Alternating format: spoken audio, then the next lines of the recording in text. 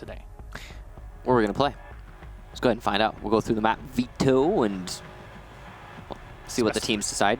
Yeah. It's best of 3, so Ban, pick, Ban, decider. And Bank will be first, Consulate, and Coastline decider. This actually works fairly well for Rogue, if you ask me. Now, TwoFaced, we don't really have much outside of their Challenger League run to look at. So there's that. Facing a Pro League team is different. Again, a lot of teams between CL and PL scrim one another. So there's some things in the back, but we don't know about them. And even if we did, we just wouldn't tell you. So here's something I really want to highlight, is that through their Pro League run, TwoFaced got more draws than wins. They went 5-7-2 in Challenger League, which is crazy. Like, that's... For any SSG fans, this might be the next team for you to root for. That's a way to look at it. The point I'm trying to get at is that, 22 points, I mean, they tied in points with Rise Nation, but they had the tiebreaker there. Yeah, there was a lot of stuff when it comes to this between them and Rise Nation. I think they had the tiebreaker, by the way, by 1 point difference, because they might have drawn Rise Nation in the actual head-to-head. There was some drama-ish things that happened in between. TwoFaced are very narrowly here. Yeah, very narrowly. Rise Nation were this close to make it through, and Rise were a team that we knew from the past in PL. So here we are. So what do you guys think, though? At home, we saw in the previous one is 51-49. What is it here? 72-28. And yeah, you look at it when it comes to pure numbers and experience and history, Rogue should definitely have this in the back. Again, Crazy is on TwoFaced, and Crazy's a good player. He's pretty good. You all know him. He's a known quantity, I'm sure. But we don't know many of the other people on TwoFaced. So, not really sure what... people aren't sure who they're voting for, I'm sure, with TwoFaced. And Rogue is a known quantity. They're also... I mean, if you look at their season, they actually had a decent one. Well, okay, not a decent one. They had a really bad season. They went 2-6-6, which is... A lot of ties. A lot of ties, 2 wins, that's not enough, and that's why they're here. Sure. But it wasn't the end of the world for them. I mean, it wasn't the worst season ever. It was recoverable. They were 3 points behind TSM. TSM made their own fate at the end of the season, if you remember, and they went on that streak to bring it back and get themselves away from the relegation spot, which, good job to TSM. Yep. That's them, their reformation working out great for them. Yeah, they saved themselves really at literally the end of the season, I have to say. Yeah, and so that puts Rogue where they are right now. But Rogue is not one of those teams that I would say, they're just gonna lose. I don't even think they. I don't know. I think Rogue is still a really good team. Yeah, they've got ridiculous talents on their roster still, and it would be odd, in my opinion, to see them fall out of Pro League, and that's why they're not in last. That's why they have that slight edge. Vertical, especially, he's been having a really good season. Oh, yes. He's actually one of the top performers in the region. Not crazy high up there, but he's above the middle, sitting at a 1.22 kill-death ratio, which is impressive. You get 6 ties, there has to be some performance out there. It's still 2 wins. You look at it, that's pretty low with 6 losses. But the 6 ties, you really fought those games. And for a team in 7th, the majority of their players went positive in the overall season. Yeah. So that's unusual and impressive. The fight in North America was really, really tight. I mean, the top 6-7 teams were really fighting for it. And TSM, every team was kind of showing up throughout the season. Yeah, that's what I was trying to point out, is put it in perspective. TSM, the team that went above Rogue, only one of their players went positive through the season. It was achieved. He was the only one on TSM to go positive. Granted, Bolo and Jarvis went negative by 1. Yeah, so pretty much an equilibrium.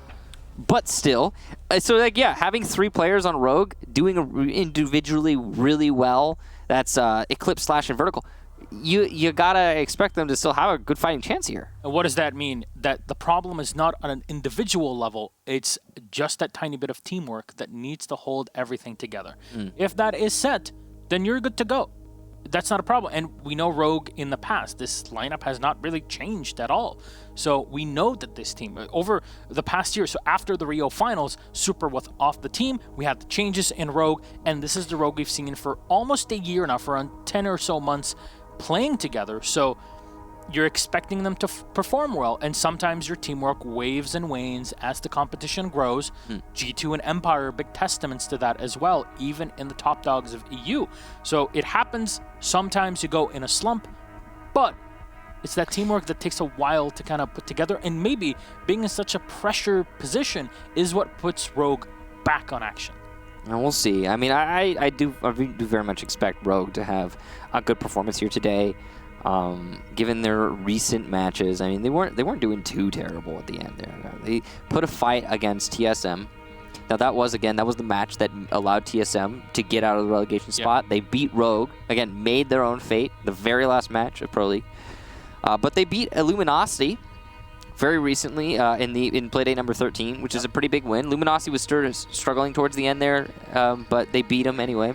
And then the real kicker, I think the reason why Rogue is here is less TSM, which, okay, sure, I understand, and more that they lost to Sonics in Playdate 12. Yeah. That's why Rogue's here right now. And yet still with that, they both kicked themselves into relegations. That was a game that Rogue were poised to win, but it happened. Ladies and gentlemen, though, we are waiting for a couple players to join in and for us to have the lobby ready. So we're going to take a 5-minute break and then come back. Hopefully all will be set and we can dive into the game. We want it as much as you do. We'll see you in just a few.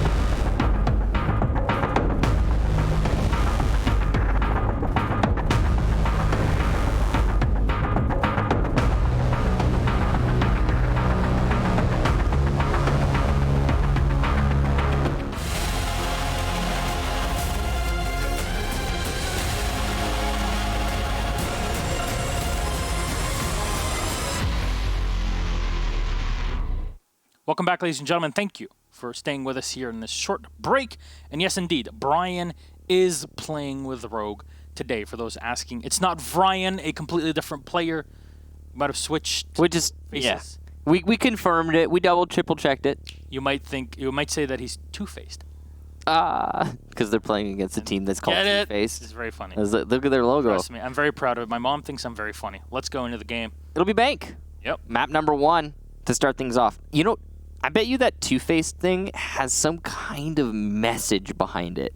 But literally behind it. But I actually am not immersed enough in the drama to know what it is. No, I guarantee you there's something in there, though. Oh, boy, it's juicy, but I don't know. I don't know what it is, though. Yeah, I've been seeing the Twitter sphere it has been kind of bubbling up tonight after our first game. So. Oh, well, that was the map. That was match number 1. Yeah. Yeah. I won't say anything. Go investigate. If you're watching right now, we're gonna call spoiler alerts. So please give us the free karma. That's usually what people complain, like, oh, I don't want any spoilers in my games. They took our spoilers. Let's go with that. So there's Habana and Capitao as the first two bans. Rogue will go for the last one. They banned out the Habana, as you saw. Mira will be the first one. And on Bank, it might be seeing the Maestro. No, it's the Echo. All right, fair enough.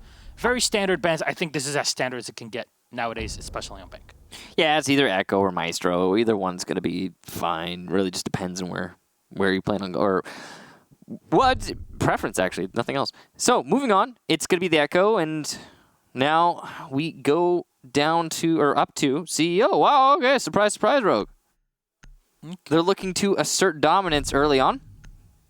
And they're going to take CEO with some ACOGs there on Doc and Maestro, and probably Kaid as well. All makes sense. Smoke actually going to be 6-picked. So, the reason that the Smoke is getting 6-picked is because Smoke has got a shotgun and an SMG. You can bring his primary SMG, have more ammunition, but the SMG-11, not great on those long-range fights. And there's a lot of long-range fights here. Most people will bring the shotgun when given the option. So instead, just bring a different operator. I mean, the Mozzie is so powerful this day and age. Why not him? So here we go. Mozzie brought out instead of the Smoke. You keep the Smoke in there. You 6-pick him to dissuade your enemy of the, oh, they're going to CEO. Just keep them away from that thought process. Don't give them any hints. Bring the Mozzie in the 6-pick. Smart. Love it. Yep. Cool. So we do have a Montaigne being brought by Two-Faced, and they were expecting to attack onto the basement in all likelihood. They got Montaigne, they got a Thermite, but a Montaigne can be made useful when attacking the top floor as well. So this is not crazy.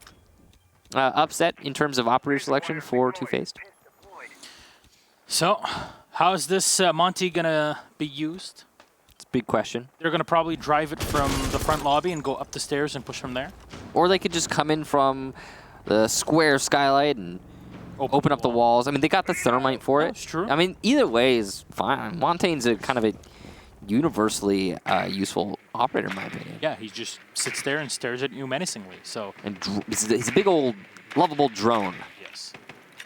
So Looks like they're going for the main lobby that you suggested. They're actually Montaigne droning instead of pushing in. that's what he usually does. But usually with his face. But he's not doing it with his face just yet. He's got the drone still. Patience here from 2F. And there's actually nobody contesting this right now on the side of Rogue. Everybody coming up, and this bulletproof camera will be taken away here close to the Kanto spot. It's on the roll. And you'll see the Monty coming up. So now grenades can be lobbed. So Butters can set up his nade to kill the Valkyrie in the back. You see utility being thrown into the elevator. The Valk has not been forced back. There's the grenade. It'll be thrown in, and no, she's not there. Oh, well, she's there. She did not hit. And there's the other one as well. Eclipse is still alive, barely holding on for dear life. You want to bounce the grenade around. Now you have to watch for him. So that's something that TwoFaced will have to keep in the back of their heads as the round progresses. Now, Monty, you talked about just having this big old drone in front. Well, Creator's going to find Brian. That's the support that you have, the Overwatch provided from across the map on the lobby. Good pick there from Creators to start things off. Butters still wary of the Valkyrie, of Eclipse inside of the elevator. Downstairs, Slash is droned out just barely. And he could be a pick for the attack if they time this right. Crazy, though, will be felled by Vertical. So you slow down, you get the Mozzie for just a second, but you can't get the refrag. And he's going to come up the staircase and fire into Sosa. He'll be shot in the back, but actually he's alive. Pre-fires into the staircase. So we get to the 43-second marker here. 3 players left alive for Rogue, and Monty staring menacingly. 3 players that are available to actually shoot for TwoFaced. With Rogue, I'm not sure if they rotated all the players back. Butters, beautiful shot on the Vertical, and will they be able to kill Kenny in this one? Oh, a bit of damage done, and that's easily firing off into Butters, taking him out, but Sosa with the refrag on easily. There's a shield coming up next to you. The site is completely open, and it's all reinforced, so now they play against you, and Slash will have to rotate around. He's got a Nitro Cell, huge here for him to use. With 3 players left, I'm gonna watch every single angle. Dream will go for the plant. This can block the Nitro Cell if it's used, and Sosa will find him. Great plays here. I believe a 3K for Sosa in the round.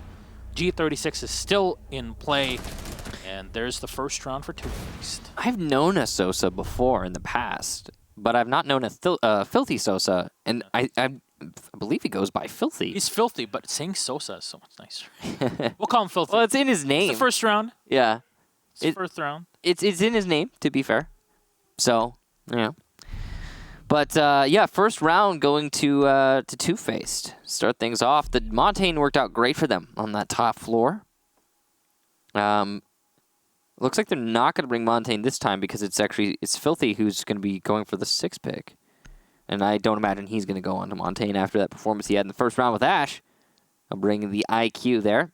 Much more useful, I would say.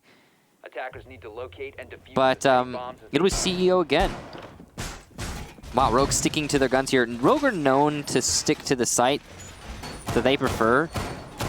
And I guess TwoFaced expects that because they've changed their lineup. And I believe this is probably a lineup that's more catered towards the basement, actually, now that I think about it.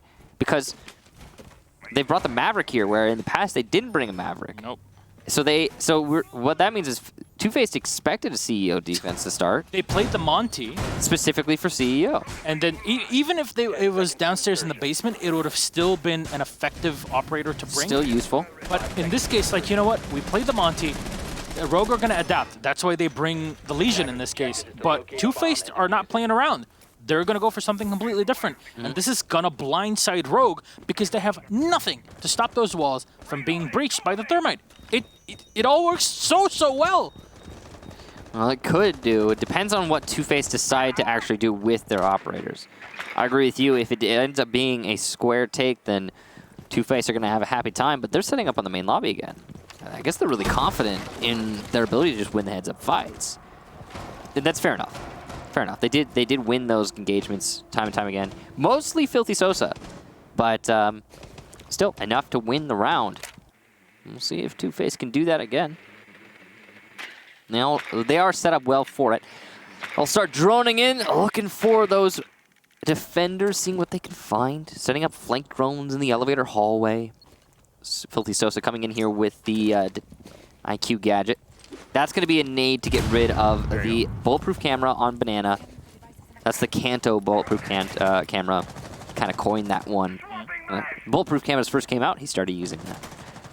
Rogue was actually one of the teams that relied so heavily on bulletproof cameras when they were introduced into the game. You'd see them regularly running 2, even 3 at times on Coastline, a strong map for them in the past. There's smokes being used right off the back of Butters. There's going to be pressure, forcing utility to be used, and there's still pressure coming in from TwoFaced from the main lobby. So you'd expect them to maybe rotate around. Oh no, easily right into Butters' welcoming L85. And that's a free pick. Utility's already been used, and all the smoke is useless now. We'll talk about unnecessary peaks there. The nade from Butter is going to go out into the elevator, and this time it'll connect, but the third kill won't. Brian, just recently back onto this team, he's going to pick up Butters, and it looks like he's doing even more damage as he's downed Filthy Sosa, who will have to be picked up by Crazy. Crazy coming on up here in the Thermite. He's not going to be needed. This assault will go the same style as their very first round. So went on the same site. So it's odd to see when you have all the utility there present to breach from the initial side of the map. But this actually bypasses all the goo mines. It bypasses so much that has been set in utility for Rogue. And there's still a man advantage here for TwoFaced, even though the IQ is so low on HP. Crazy will take damage from the goo mine, but Creator is supporting from far behind, and Dream is putting pressure onto Windows, checking into Janitor. Nobody spotted just yet. Crazy's just led on in. Be a trade here as Filthy will find a 1. Vertical with a second here as there's Vertical with 1 more. Dream getting the kill on Vertical to retake. So 1v1, the Legion is so far away. We'll have to rotate in. This should be enough time for Dream to get the plant down. Oh, it's tagged. Slash will have to turn around, but it's perfect timing. Dream's already far back. He's pretty much indestructible here, but Slash, the experience, 20 HP left. And that's all it takes as he shuts down TwoFaced. Dream, literally. And the diffuser will be disabled. Great goo mine there, just to be sure. Is he really dead? Yep, and that's a 1-to-1 Rogue with a retake that theoretically should not have happened, looking at how things were in the final 40 or so seconds in the round. But that's the experience of Rogue, and they're calm under fire. That helps them through it. Yeah, talking about experience, you saw that charm that Slash is rocking there. That's the first Invitational Pro charm. Yep. He's really been around the block. There's very rare players that actually have that, and some EU players, you'll see them running that. Chaos also run that. Speaking of Chaos, actually, since we're here, Shate is signed now officially on Chaos. Oh, yeah. So there you go. That's cool. We'll see how they work out in our next season. But yeah, that aside, how does this go? I am very excited to see how this game goes, because if it's anything like our first matchup, at least for our first map on Coastline, it got very, very, very tight. And I won't say the score, but it was just close. But here we go. So, expecting another close match here. And we'll go to the basement for the first time from Rogue. That was a nice clutch there from Slash, but it came really close to being actually a win for TwoFaced. Could you imagine if that Maverick had moved into a different room instead of trying to play behind the couch? Oh boy, would have been difficult for Slash to win that fight. And the constant marking from whatever source of information, likely a Valkyrie cam, was big there in the first round. But whatever it is, whatever it was, Rogue going toe-to-toe with TwoFaced early on. Slash going for an outside cam to replace the default cam. He's been detected, so it'll be kind of obvious that there's a camera outside. And I'm sure the attackers will shoot it if necessary. But that's the thing. When you shoot a camera at the garage entrance, what you do is tell the defenders, hey, I'm going to push garage. So as long as the camera is still up, they don't expect the push. which means no matter what, the camera's actually giving you information. So It's a useful camera, even if you miss it, or even if you throw it on the floor. It's a useful camera. that's why you've seen a lot of success with operators like Nook to go through all of that, specifically on Bank, specifically when it comes to assaulting Garage. So maybe something that we can see in the future. For now, though, TwoFaced are taking their sweet time. They are not really pressured on the top floor, and so they'll be pushing yet again with the Monty here. Dream and Filthy right behind them. And they spot the Valkyrie. She comes on up, and there's the brief fire. Filthy at the perfect moment, catching Slash off. Nice kill there from Filthy Sosa. And as Slash is gone, there's the Valkyrie cam also eliminated. How you know they're there? The Montaigne, okay, so this was actually the basement lineup, by the way, from TwoFaced. When they brought the Montaigne, they wanted to attack downstairs, but they've not brought the Maverick, which means it's going to be hard for them to get everything that they want in terms of the drop-downs. So it looks like actually TwoFaced are just going for a pure and simple West take. Open up the drop-downs by the main lobby, pushing through the garage, and try to brute force their way into the site. That's dangerous. And it's going to get punished by Easily as he wins a long angle fight against Filthy Sosa. Not a lot of people have been winning fights against Filthy so far through this match, but we're only 2 rounds in. Oh, great shot from Brian. Flicking onto Butters as he pushes back. Just a moment, and puts himself closer to those elevators. Nobody there just yet anymore as the smoke has retreated back into the gold vault. And Thurman has pushed himself ever so closer down the bottom of these back white stairs. Just 3v4, big advantage for the defense, and on a site like this, one-man advantage is actually huge. The EMPs are being used here to destroy Maestro cameras, but in the meantime, Dream is just being used as a massive distraction. As you'll see, Creator will come on in, and he'll find the kill. Brian taken away. I love this from Creator, just being so calm, but he's going to get dropped on the floor. There's the Maestro taken away. Crazy, trying to turn around a fight. There's one player on the floor, and it's Dream. Around 30 or so HP, pulling up the P9 to fight. You can hold on with that shield, but Roman tactics have been outdated for a couple thousand years now, and that's Rogue to collect the round. 2 in a row for Rogue. The shield play not working out. The strategy there from TwoFaced not working out. It's an interesting idea. It just, well, it didn't work.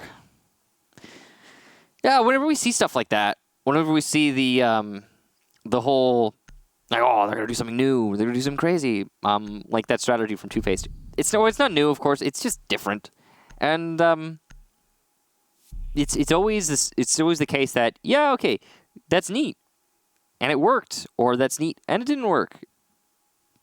I mean, there's a reason why these types of strategies are not in meta. Is kind of the point I'm trying to get to. Usually they don't work, and they didn't this time. Nice try from TwoFaced though. I like the idea. I like the idea, as I so often like to say. Moving on. We're going to Teller's Archives now for Rogue. They've won top floor, bottom floor. Gotta go somewhere else now. Attackers have located a bomb. Okay, let's see how this goes here for Rogue. I like their setup initially. There's a bit of a rotation. This allows you to kind of fight the feet of the attackers coming into the A site. There's Castle as well in play, so Easily is actually going to use 2 of his barricades upstairs, and there's a third one that was also used on the top floor, so I really want to check where that last armor panel went. But otherwise, pretty standard setup with a rotation hole through the front of Archives here by the desk. Double reinforcements on the wall, hatches open as well to drop into Gold Vault. Everything's set up for easy and flexible rotations from Rogue. They even have a rotation into small office here, close to open area. And Easily will be sitting on the site in case of a rush. Won't be coming anytime soon. Can't really tell where that last barricade is. I don't know if it was right next to those windows at the top of, we'll call it Kanto spot at this point. But here we are. Butters will drone in and make sure that he keeps tabs on any players on the top floor, and there are indeed 2 that are waiting for him. Thatcher checking the training office. There's nobody there. Halted by the barbed wire, so you have control of 90. You can keep an eye on that, literally. And Creators is going to come on in. He's waiting for info from his own teammates. And the Nitro from below. Slash hits as Dream is taking a bit of damage. Beautiful entry here, and Butters though with a refrag on Brian, taking down the smoke, but easily has dropped off, and he fights against the entry here on the lobby. There's Vertical with another one at the top of Spiral as he finds Dream, and it's Filthy that has to enter with Crazy. Following suit a bit further back, a 2v3 here as Filthy will get a headshot on Vertical and take down the Doc. A big advantage still for Rogue with one player. Even though you don't have Nitro Cell left on the Pulse, you still found the kill, and you're still alive. So you can get a lot of information back. And if you can keep tabs on one player, that's half the manpower. So you always know where it's coming from. The problem is for TwoFaced now is that they're trying to attack in through the main lobby, where Rogue still have those positions that they set up in the prep phase to deny this Teller's push from off-site. Easily he's even still on-site in an anchored position using his castle barricade. So this is very winnable for Rogue, despite the amount of access that TwoFaced have just gathered for themselves. Oh, Filthy's about to get a kill here, and there it is. Easily hoping that he's not spotted is wrong, and Crazy through the wall gets slashed. Meaning it's just Eclipse now. A 3 versus 2 suddenly made a 1 versus 2, and the favor shifting. Rogue now in a tricky spot. Eclipse has got to play this to perfection. Luckily, he's got those evil eyes to give information on the dead people on his team, spectating through them. But the rush from Filthy's in, and the headshot as well. And TwoFaced takes another round. We go to 2-2. Very well done there by Filthy, recovering the round as Rogue had a huge entries. Beautiful Nitro Cell with the Pulse early on. But they split oh so far and exposed were Rogue.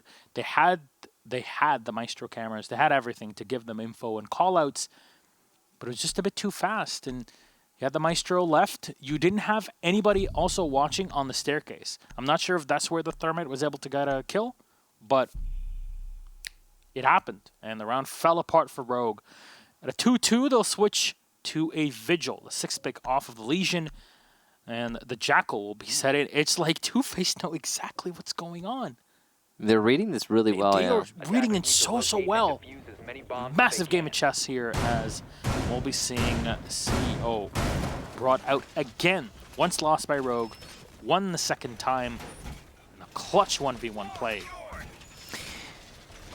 By Slash. Yep. It was close. It was close. And TwoFaced are bringing, like you said, the right operator lineup. They're reading this really well. The IQ is the big help here is they've got the Valkyrie cams. IQ is going to have to do double work here, though, because the one time that Slash managed to win it was because of either an Evil Eye or a Valkyrie cam being constant spotting the last attacker.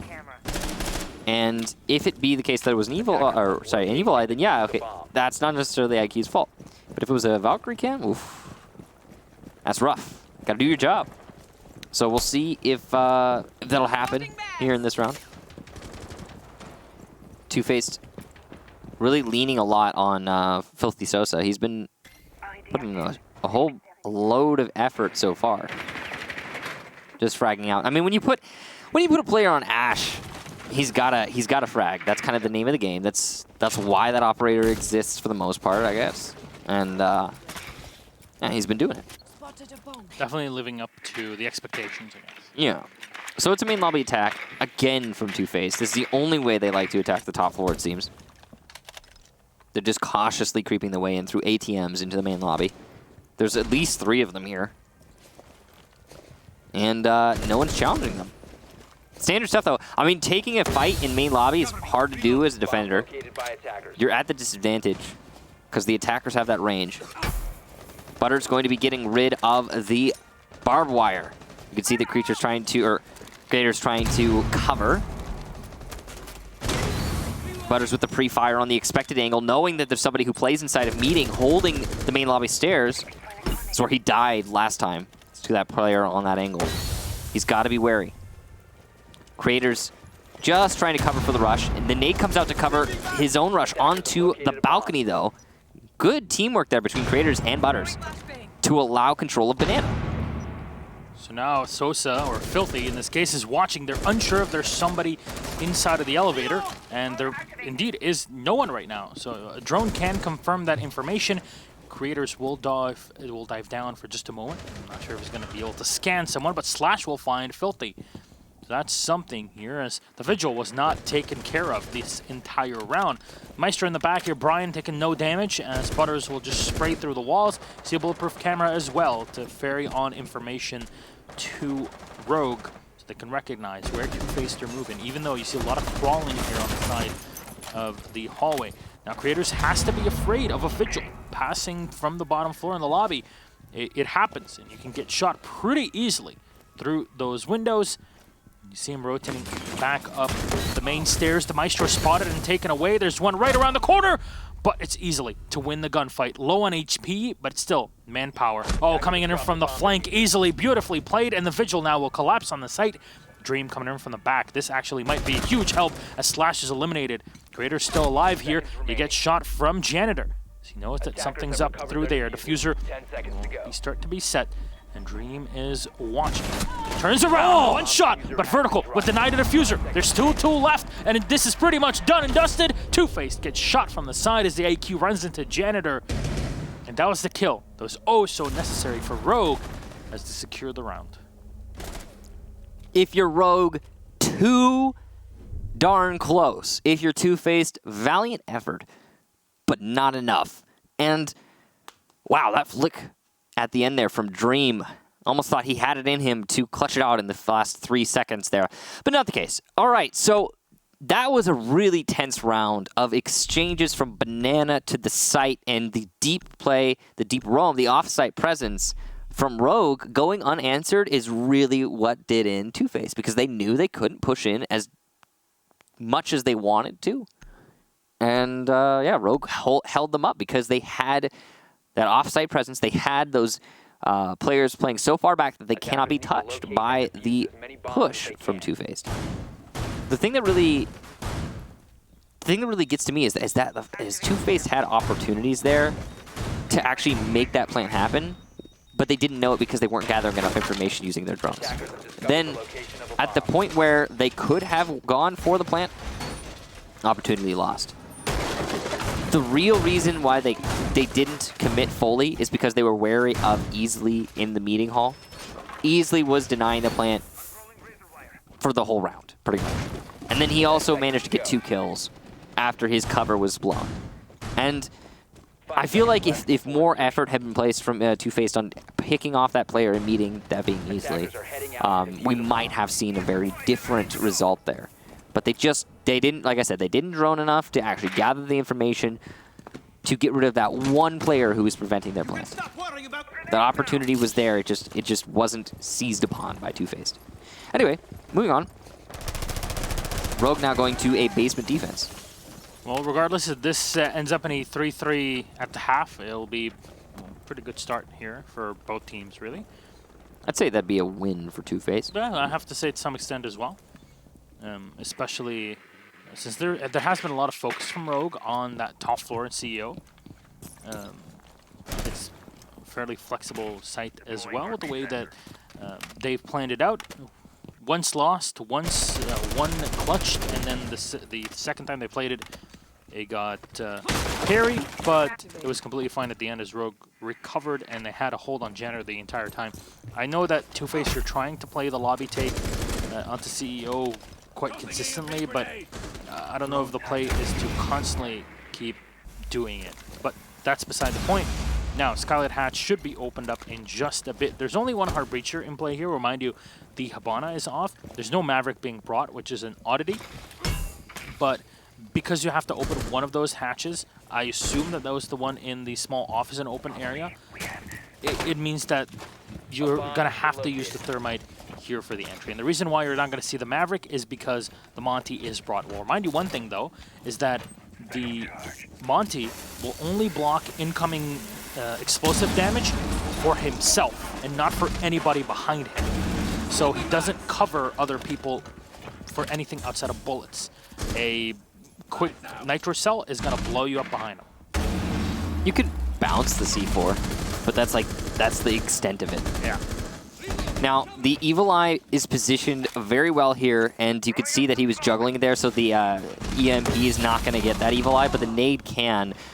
The nades are gone, though, as Butters is eliminated by Slash, which means that Evil Eye will persist. Ash is going to have to rotate over and use one of her gadgets on that Evil Eye, but I don't think that's likely to happen given her current position. Filthy's doing his best here, but it's a really tight angle. He might be able to get this, but look at the time, guys. 30 seconds left. That could have gotten the Evil Eye, but there's also layers and layers. It is. And yes, it did.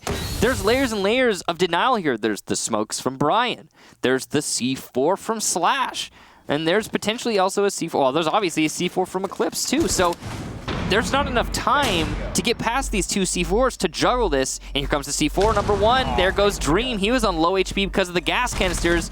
C4 number 2 is about to come out from Crazy, or not from Crazy, rather from Eclipse, and there it is. The denial's in, and there's no way the attack can win, but they stick on. Creatures trying, or Creators, sorry, trying. It's not going to happen. Rogue will lock it out. All right, fair enough. I'm going to keep making that mistake with Creator's name, aren't I?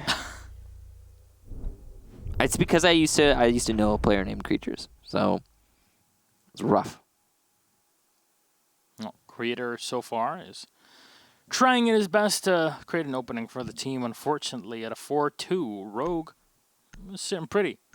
When it comes to their defensive half, now they switch over to the attack. And we'll be attacking lockers and CCTV again.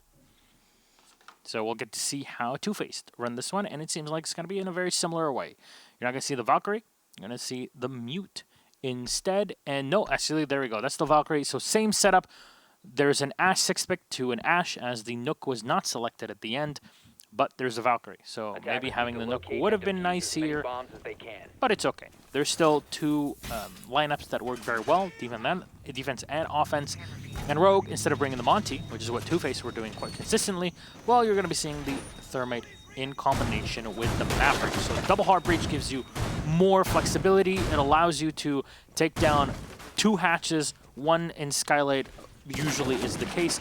The second one will be in the open area office, and then the third, if not completely open, because it really depends on how you manage your gas canisters on the Maverick, you can at least open up some big holes to, you know, throw down some utility grenades, maybe some flashbangs down into the red hallway, and that will slow down the defense as they try to set up against you with nitro cells, as is the case here with TwoFaced. So everything starts to kind of get into your mind right now as you're listening to how we're describing this and how the setup usually is and how you deal with it when it comes to what Rogue are bringing to the table.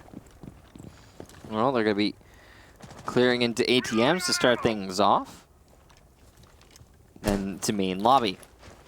So far, we haven't seen a standard take onto the bottom floor go very well, but then again, we only saw 2 attack wins in the first round from TwoFaced, and 1 on top floor, 1 on tellers.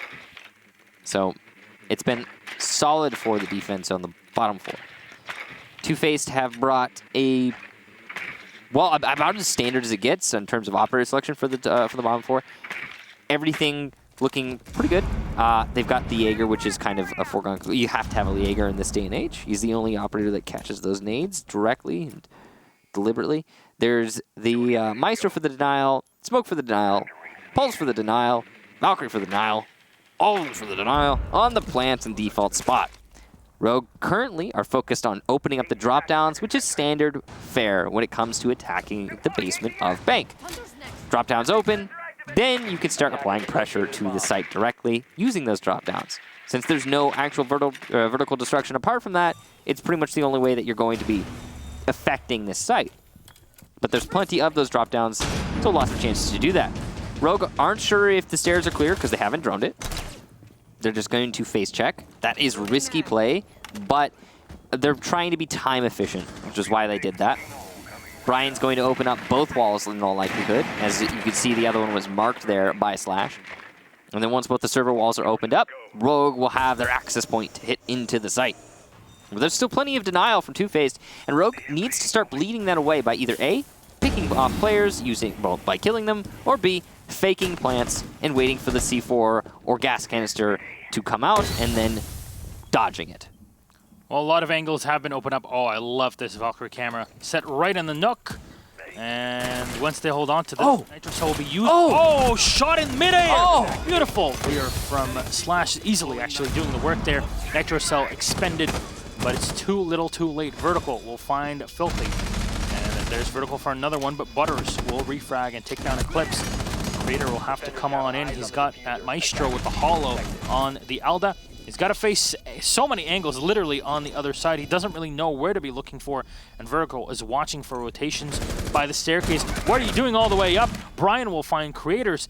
You know, it's Butters and Crazy, the last two alive. Butters will come back down, and Brian will take down Crazy.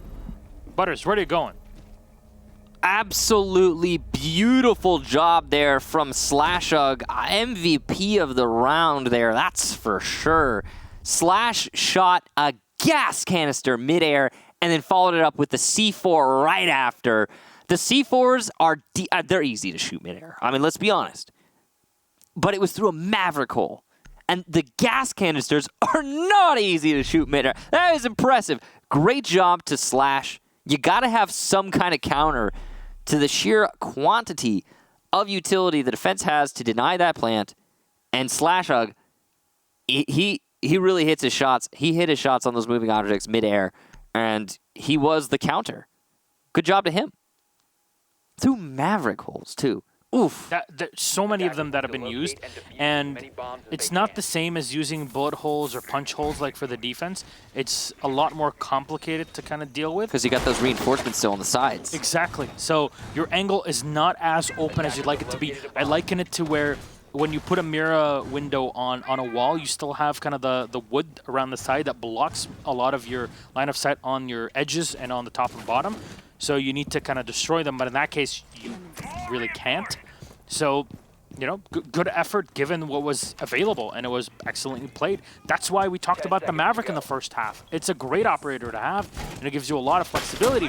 TwoFaced, you're trying, but it's that experience and cool that Rogue are bringing to the table that is really winning them these rounds. I mean, they're calm under pressure. This is a team, again, that has a ton of experience, and maybe this is the only time we'll ever see them at the bottom in relegations in North America ever, but it is definitely the first time we see it so far, and everybody goes in a slump. Maybe this is the time for them to gel back. Maybe Brian was the answer. That's true. Brian is a very recent addition here. He's been on this roster before. Oh, yes. Way back. But, well, here he is again. If you're wondering, Shuttle is the player not playing right now for Rogue. Now, we'll see how that continues to work for Rogue. I'm sure there's going to be some growing pains, but for now, they do seem to be growing. There's progress being made here. Ooh, good spot from Slash. And his drone is not detected, which means he can continue to gather that information. And that if Rogue wants to, they can actually push into Garage now with a pre-fire. Now, they're currently attempting to clear out the server. They're opening up the drop-downs. Everything's just very standard here from Rogue. They're going to open up this drop above server, which is going to force the player on the stairs to either stay there and die eventually, but delay for time, or fall back. And he's going to choose to delay, stay, and probably die. It's risky. Yeah. But last time TwoFaced abandoned servers, and it didn't work. And the reason why he can do that is because there's still a player in server as well to support him. There's nobody coming in from sewers. That's usually the way to try to push that Jaeger off of the position currently, but because he also has an ADS, that's a beautiful camera. It's out in the open, but because there's a light right next to it, it covers everything. There's 2 kills for Dream, and he keeps it alive, so low on HP. And somehow, with 1 shot whiffed, he still wins out the gunfights. And that's 3 left here for Rogue, as they have to relax for a second. There you go. That's easily getting the kill. Still, the Jaeger is downstairs. Is there a way to spot him? The drones should be coming in just a moment. Stun grenade is thrown in to burn off the ADSs. There we go. 1 more flashbang coming in, and it does not flash Brian. It flashes the Jaeger. Perfectly done here, and Filthy will be dropped off. Well done coordination between Brian and Easily. Extra holes will be opened up as we saw before. This is pretty much the trap card that Rogue are employing, but because there's no grenades, no impacts to use against the shield, it's going to be able to give a lot of information. Oh, easily! What a headshot on a crazy! They're trying to fire into him as the pulse will find him from the second hole, but the diffuser's already been set. It's a 2v2 now, with easily down on the floor. You can watch, you can give out info, and Vertical is holding on to one of the 2 rotation positions, and now the hatches are open. Your time is up, and if you want to go for this, you're going to have to fight the impossible gunfights up the hatch. Butters gets the extra kill here. Just one, padding the stats. Oh, he actually finds one more. Brian will be taken out. Butters, he's got a little more time left, but Vertical is watching. There should be a drone here to give out information. Butters will fire on in and continue to hold on to the diffuser as Vertical drops down and clears it. There's barely any time there, so you either stick it or you die. And a captain always goes down with a ship. There you go. That is Rogue collecting one more round as we head into round 9. It's Rogue 6-2. Match point, map point. So good job there to Rogue. Of course, as you can see on your screen, this is Rogue's map pick, so they are expected to win here. Next map going to be Consulate, which is the map that we saw TwoFaced pick. The decider, of course, will be Coastline, if I'm not mistaken. Now, Rogue have been playing really well so far on Bank. They've been actually doing extremely well. I especially like the way that they attacked the basement, because you could see that, yes, they lost a lot of manpower when taking server. They lost a lot of time when taking server, but they have a setup that doesn't require an abundance of either when going for the site take. And that is unusual, fascinating, and impressive for Rogue. So good job to them. They deserved those wins on the basement. TwoFaced made the mistake of going to basement twice when they didn't have any answer to what Rogue were putting out on the actual site take. They thought the answer was the server hold. It was not. I thought the answer was the server hold halfway through that last round when TwoFaced put themselves up in that manpower by holding onto the server stairs. 10 seconds And yet, still, it was not. Well done to Rogue. Truly, they earned that round. We'll go to CEO for what could be the last round in this map number 1. We'll see if TwoFaced got it in them to keep us on this map. Rogue are looking to clean this one up. I don't remember if this was Rogue's pick. It's Rogue's pick. Yes, so there you go. They're looking pretty comfortable on it. And I'm glad that there's no Cafe Dostoevsky right now in this BO3, as Rogue have been known to do very well on it. Oh, yeah. Historically, online and offline, they're pretty darn good on Cafe. Yeah. But here they are now in Bank and doing work. I love the play here. Bring in the Nomad easily. We'll be able to stop any rotation, play any aggressive plays that opponents are setting up to do. And we're going to go maybe for a similar take on Lobby. And just like that, as if by magic, easily has denied the rotation from all of the 3 lower lanes. It's free now.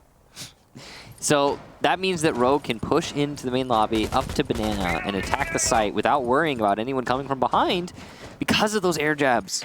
That's the usefulness of Nomad. So powerful. Now, Eclipse droning his way up the main lobby stairs. Vertical going to be the entry here. Don't necessarily need the Thatcher that much, I guess, but he's going to try and use his EMPs before he dies to get those Legion traps or anything that he can, really. Dangerous to put him at the front, for sure, but hey, it's got to be somebody. Well, if you're not going to be needed for the assault on the opposite end of the map, then this is completely fine. He's going to go up, and there's the Maestro camera spotted. EMP will be thrown out, and this should be the shot to finish it off. Yes, there you go. There it is. Very tight shot there. Denying information just in case you want to have control over that hallway. And if anything, you can just turn on the Maestro camera and spot your opponents coming up here. Speaking of Maestro, there's Butters. He's going to spray. He'll do a bit of damage here, hitting the shoulder of Vertical and the Nitro from below. You might have denied rotations, but you did not deny C4s. And there's Brian with the refrag on the Filthy. Beautifully done. Eclipse finding the headshot, though, Creators. And that was the entryway. That's the one that opens up the site for you. And Slash will be providing a lot of overwatch here from the eastern wall. the windows. Bomb located by attackers. Rogue now with a decided man advantage and great control by Reception and Banana. Crazy's gonna punish easily there, so that's a really important kill, as Easily, I believe, was trying to come from behind. That's the flank dealt with. Clips, though, will eliminate Butters. Finds himself a little exposed, and Slash from Repel gets Crazy, meaning it's just Dream in a 1v3, and he can't make it happen. Eclipse shuts him down. Rogue take map number 1, and we go to Consulate. Consulate, indeed. You're going to need visas for Pro League. Yeah, I mean, if they make it to finals. American teams probably don't, unless we go to China one day. Oh, yeah, no, yeah. Do Americans need visas for Brazil? I don't think they needed. They did. Did they? They did. I think there's like a reciprocity. Yeah, I think so. Because Paperwork. Oh. It Anyway. makes the world not go round. Congratulations. It's true. Congratulations to Rogue. They really earned that victory. That was a big one for them. That was a 7-2, guys. It looked like we were going to get a bit of a close one at the beginning when TwoFaced actually put themselves up in the first round. Rogue really got themselves together, and they looked absolutely spotless. It was 2-1, and then there's 7-2, and it's over. Let's take a look at the highlights for that map as we talk about what happened there. Towards the end, again, really just Rogue coming alive, finding out that they do indeed have the edge in terms of experience, and they could just, take the fights, win the fights, position themselves accordingly. They found their groove. They look great. What's really cool for this matchup so far is that we did not have a singular attack from Skylight when it came to assaulting CEO. They were all lobby. It's different. It's different. It doesn't usually happen. Usually lobby is kind of like your plan B. Or, it'll happen around here or there. I like it in the beginning, and even around the middle of the matchup, TwoFaced had the correct operators, right? They were always bringing the right tools for the job. It's just Rogue were able to always kind of maneuver around all of that, and, that's really what sets them apart. It's that experience, and this is something you expect from Rogue, and as TwoFaced, you're coming in as the number 2 seed from Challenger League, right? It's only just. As Rise Nation were really, really close, and that was beautiful there. Same points from Rise Nation. It was literally a round that decided everything. Yeah, I couldn't find the head-to-head, but I think it was just that one round. I know that there were some things happening when it comes to NACL, and I was away. I heard rumbling about drama there, but I didn't actually. Yeah. Usually I heard the rumbles. from it. Yeah. Well, yeah. Rogue clearly comfortable on their own map, and they managed to get the win there. 7-2 again. Map 2 Consulate.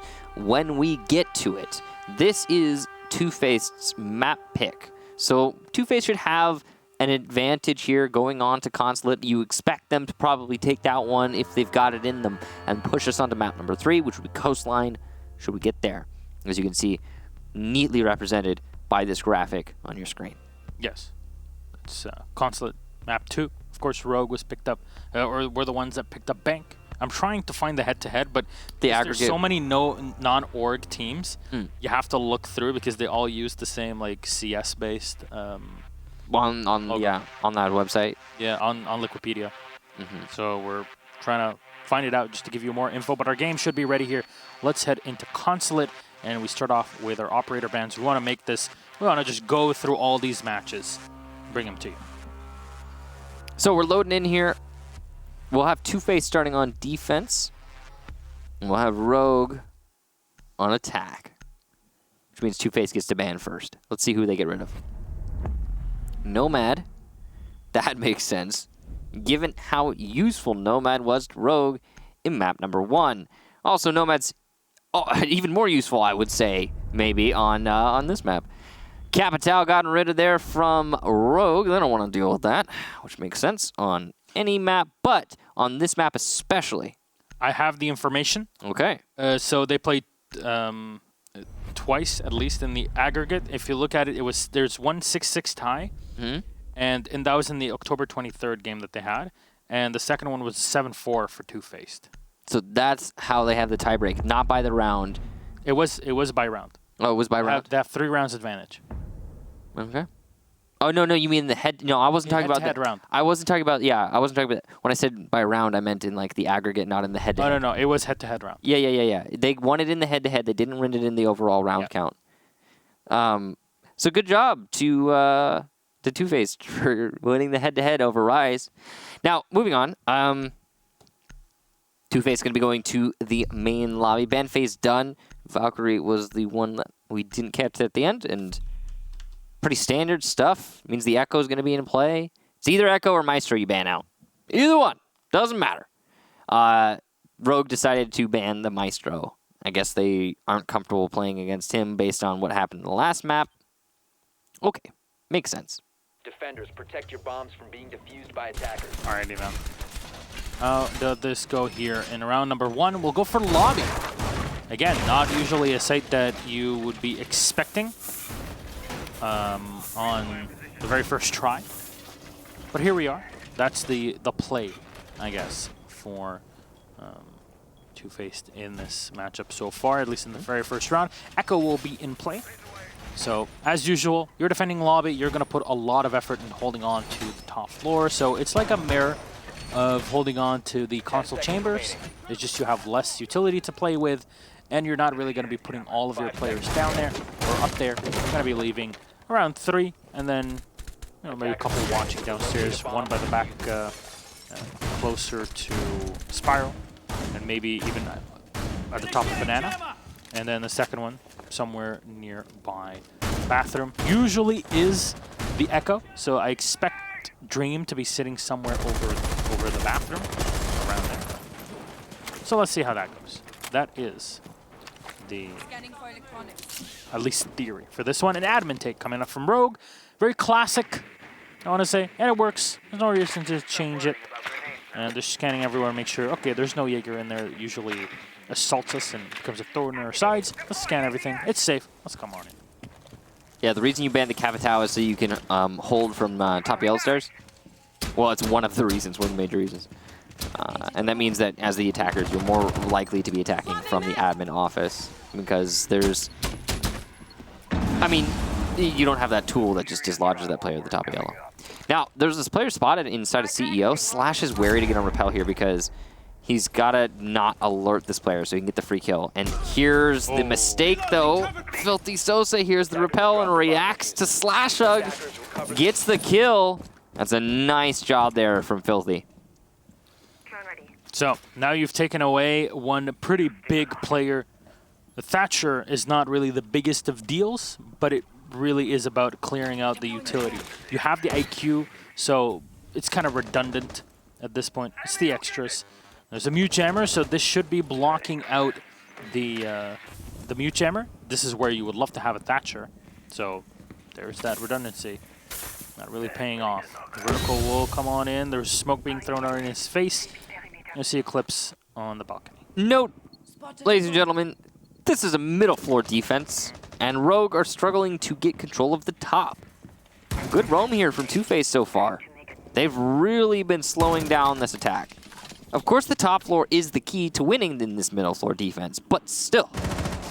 Here we go. Vertical pushes on to Creators, and no one is watching the long desk from TwoFaced, allowing for that kill. That's thanks to Easily Repel on CEO windows. That's why the long desk wasn't being watched. So good teamwork there from Rogue.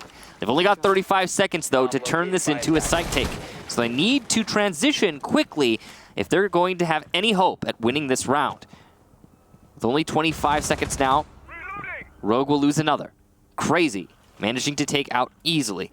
Eclipse on low HP as well, so this is looking very dangerous. They'll go for a rush, and it'll be a lost fight there from Brian. Big win there for Butters. Eclipse still trying to hold top floor while Vertical goes for the site push. Diffuser needs to be retrieved. Here's the drop again, and a second for Butters. He looks for more, but it's not going to happen. The Jaeger from the top of Spiral, that's Filthy Sosa, will shut it down. TwoFaced win the first round on this map. Here we are. That's the lobby defense, and as you said, Rogue really struggled to take control of the top floor. it wasn't until a highly coordinated push and really the IQ moving and getting a kill on the smoke that was playing inside a projector by the long desk. That's really what opened things up, but it was too little too late. Time had been expended. A lot of utility was taken off as well as Slash on the Thatcher. So, great plays from TwoFaced. And Crazy really getting the important pick. The flank was exposed. You'll see him going into the Consulate pick, as this is going to be a console meeting room defense. So now you go to the usual site, or the usual first site on this map. I expect an admin take again. There's no buck in play from Rogue, which is something we used to see quite consistently on this map before from them. Not the case here. The point is not to pressure yellow and push into a B plant. I assume that this will be a similar case to what we saw before, coming in from admin and pushing through from there. Now, it's very rare you see a put in play on this side specifically, though. He could do a lot of work, though. And some people honestly just like the gun. Yes, the TCSG is an amazing piece of work. 2 shots. I can't wait until Goyo enters the game. Because right now, it's like a 2-speed with the TCSG and the Vulcans. It's going to be amazing. Not to mention all the control that he has with those shields. Yes. I've heard mixed opinions and results from scrims on those shields, by the way. Some people saying, oh, he's going to be super useful. Some people saying, he's going to be okay. But I guess we're just going to have to wait and see. It always really does come down to when it's put into practice, less theorized. Now, TwoFaced, top floor. They have been avoiding the bottom floor. It seems they like it the least, I suppose. It doesn't really matter on Consulate. All of the sites are good. You just have to know how to play them. So often it comes down to preference. TwoFaced preference is away from downstairs. Vertical looking to clear from the top here. It'll be pushed into admin office. Nobody trying to fight admin office hold. And, well, that'll be nice for Vertical and the rest of Rogue. Vertical making a lot of calls here. You can see him snapping around there. He is known as one of the better aimers in all of North America. He's up there. There's one of the Electric Claws gotten rid of. Vertical aware of how much control he has. I love how he is using every inch of it.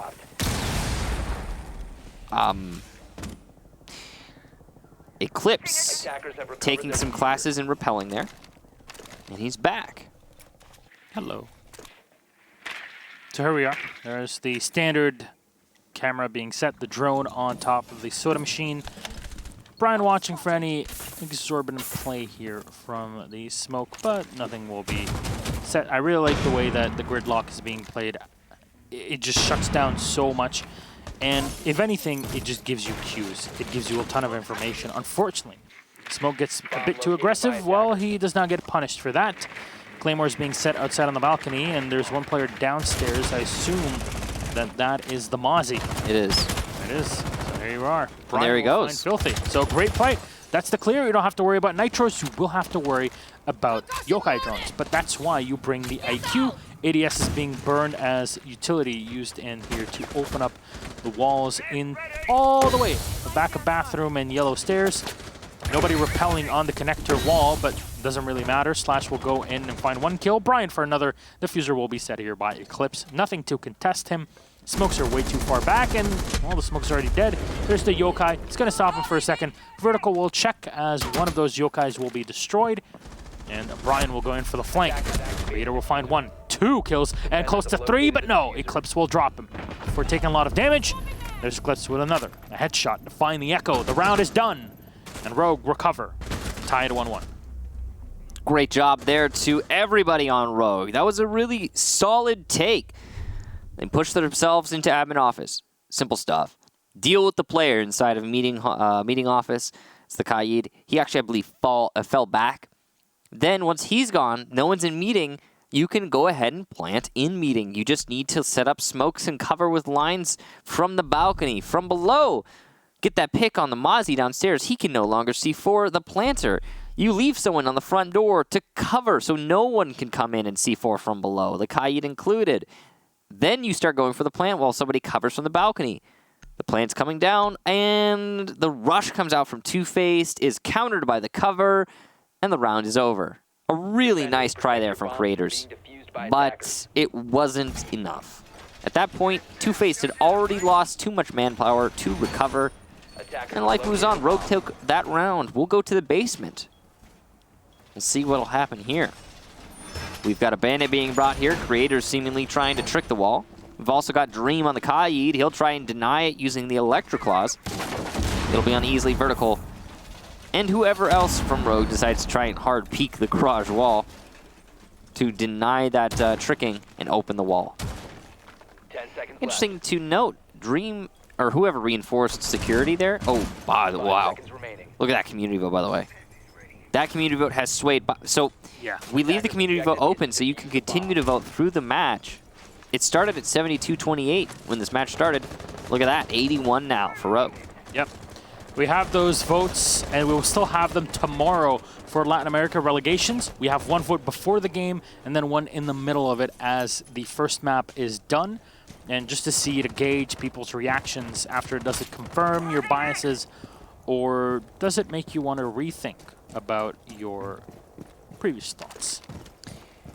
So, basement, a little bit different here. Now, we'll see what it is we have from both teams. Looks like it'll be a top clear here from Rogue. Great at catching off the drone here, the Mozzie. And Slash will lose his. So it just triggers the Mozzie. You don't have a Thatcher. So having both, to deal with both a Bandit and a Kaid is just so difficult. It's weird that they didn't position their Thatcher outside of the garage. He's going to be clearing out early on. I mean, he could do both, right? Yeah. But it takes a lot of time to rotate. They've got top control now, so they're going to begin opening up the drop downs. You can see Slash is going to go to work. When you're in IQ and you're given this just so much control from above or below, whatever it is, you can get so many electronics if you play it right. And that's really what Slash's job is now. Not only using these breach charges to good effect, but also just getting the electronics. Meanwhile, Crazy getting a two-piece. All he did was just push up the Visa stairs before the gridlocks went down. And then 2 free kills just like that. No one's looking for him. Great job there to Crazy. He comes back to site, a hero. And now Rogue with control, yes, time, yes, but so little manpower compared to TwoFaced. That was a beautiful bit of play there. Perfect timing and unfortunate for Rogue, as those tracks were a few seconds too late. Look at that, the Yokai is on the shelf, so apparently it can't be shot from the IQ. There's the Nitro as well, so no more IQ either. Slash has been taken off. You might have entrance into a site, but there's only one player left. There's Butters. Come in for Brian, and there's the second. Connected, flawless from TwoFaced. Wow, TwoFaced. They really know Consulate, and they're having a blast here on the bottom floor. Flawless round. Yeah, you can bet Rogue's not going to want to go there again. Or if they do, they're going to try a very different attack strategy. Yeah. Maybe just a straight garage take. I don't know. But as it is, it won't be bottom floor until the last round on this first half because TwoFaced just won it there. So, right, Rogue's not going to have to think too much about that in the immediate. In the meantime, looks like we're going to be going to the top floor. Once again here. Interesting that it's not a middle floor defense from TwoFaced. They could go to the middle floor if I'm not mistaken. They choose not to. Attackers need to locate and defuse. We'll see if that comes back to bite them. TwoFaced managed to win that middle floor. They haven't won the top floor yet. Nope, moving on. On this top floor defense, Rogue just set up perfectly to win it. Just their execution was flawless, pretty much. And TwoFaced didn't have a lot to answer. It's like when, you know, when you're on your bank defense and you've got a bunch of utility left to deny default plan, and 10 seconds to go. all that utility just comes out like it's the last minute. The attackers are in server, they have server control, and they start hitting the site. And then you use your utility and you kill one planter, then you kill another planter with your 2 C4s. Then your gas canisters come into play, and the attackers have to rush because they can't counter all of your utility to deny. It's like how Rogue dealt with that. That's what I mean by they didn't have anything to answer. When Rogue executed on the top floor, flawless execution, standard stuff, kind of like having all that utility as a defender on the basement of bank. Standard stuff, right? Yep. But then there's no counterpunch from TwoFaced. They need to have the counter. They need to have that Maverick hole allowing you to shoot the C4, but in a different package, given that they're defending on top floor Consulate. So now, easily we'll continue to drone in, make sure that Visa is clear. There's nobody playing by the bottom spiral, and indeed that is the case. Slash, in the meantime, looking for those yokai drones. We haven't really seen their effect on the round so far, but they've definitely been present, and if anything, they've been providing information, a bit of delay.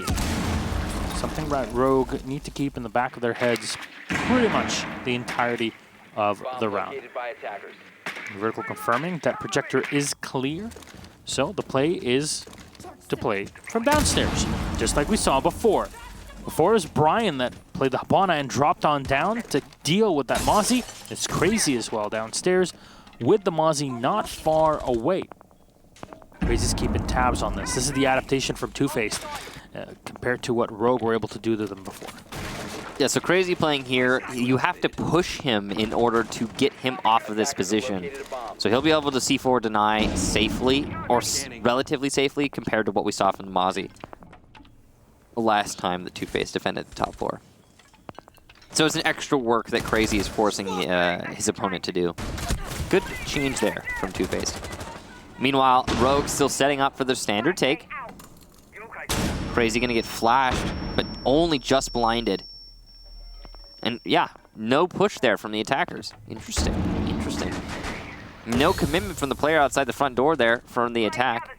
Oh, narrowly missing an opportunity there is Crazy. He can still C4 deny, and he's setting up to do just that as the push comes out from Rogue. They're going for the plant. Eclipse currently uncontested. C4 denied there from Brian. Yokai drones, though, still in effect. Slashug needs to do his job and get those. But Creators pushes in and takes down Brian. That's going to be Vertical reacting onto Creators, allowing for a continued attempt at the plant. But the gas canisters are pushing them back. There's still a Mozzie downstairs with a C4, so he can still deny using his. And there's that C4. Filthy Sosa managing to get Eclipse in sight. Rogue's still in this. They've still got a good amount of manpower, but they have to really hustle things up as they're coming down to the end of the round. There goes the planter, but 2 kills for Rogue. Here it comes from Slash. Will he be able to plant? Yes, but just barely. And Filthy Sosa, can he deny? It doesn't look like he has the info. No marks coming up from his teammates, but he'll get the cover. Easily down. It's a 1 versus 1. Sosa has to retake the top floor. Slashug now pushing himself back into admin office. He knows this is the best place, the safest place to wait out this diffuser in the post plant. Filthy, low HP. He can't even step on the tracks. He can't shoot them because that'll give away his position. He doesn't have a lot of options. He has to push into the site. He has no idea if the player's on the balcony, on rappel, underneath, but he's assuming it's bottom Visa stairs. He's wrong. Nearly sees the IQ, misses a shot. No time left. Slashug has just clutched out the round. Rogue will take it. What a dance. Oh my. This was very much a dance of death as the Pulse was eliminated. Great job by Brian, but the Mozzie was all the way downstairs in Garage, rotated back up at the perfect moment to Nitro. I just don't know why easily peeked the hatch. Yeah, I'm not sure about that. It happened. It worked. I think he was believing that the Mozzie is very busy. He thought that he had the information. He was trying to take him out as he was so focused on killing Slash. But he died in the engagement as the Mozzie was actually looking towards him. Regardless, Slash had everything working for him. The gridlock proving to be the big deal so far in this matchup. It has been doing a lot of work. The big woman can be scary every now and then. Here we stand at 2-2 as TwoFaced will go back down to the lobby, which means that we're going to see similar setup as before. They're going to bring in the Legion, the Mute, and the Echo to combo with that Smoke and the Jaeger. And we'll be seeing the Echo probably downstairs, as we saw him before, with a big focus on that top floor. Probably 3 players at the top, one in garage, and then one on the main floor. So we'll see the Echo probably in that position. 10 seconds left. I wonder, are they going to focus on admin? 5 seconds left. No, there's just reinforcements being put up. Okay, those creators on there. Attackers are And it seems like it's just going to be a very standard hold inside of projector. It's pretty much a mirror of what we saw. You know what? If we did actually pronounce the X, it would be like creatures. Creatures. Creatures. Klingon. Something like that. Which gives me, like, makes me want to say, is it creators or is it creatures? Is it the same guy? He changed his name. Oh, man. He's hiding his identity. It's like Superman. He goes and works at the, what's it called? What, at the Daily Planet, whatever they call it. Wait, who? Superman. Oh, yeah, I think it's I saw, Daily something. yeah, I saw it in one cartoon like a few days ago. And instead of actually being like Clark Kent, he's there as the lady, is like Superman's quote unquote love interest. It's hilarious. Lois Lane. Yeah, that's the ad. He's actually like he's disguised as Lois Lane, and people can't tell that he's Superman. It's hilarious. Boy. Anyways, that aside, Superman is what Brian's gonna have to be today, and well, I won't spoil anything.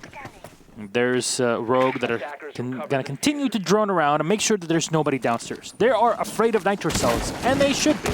Yeah, Nitro Cells have played a big part in the defense from TwoFaced so far. They've been struggling using them, but they've managed it a few times. Now, Rogue have control of admin office, which is their initial goal.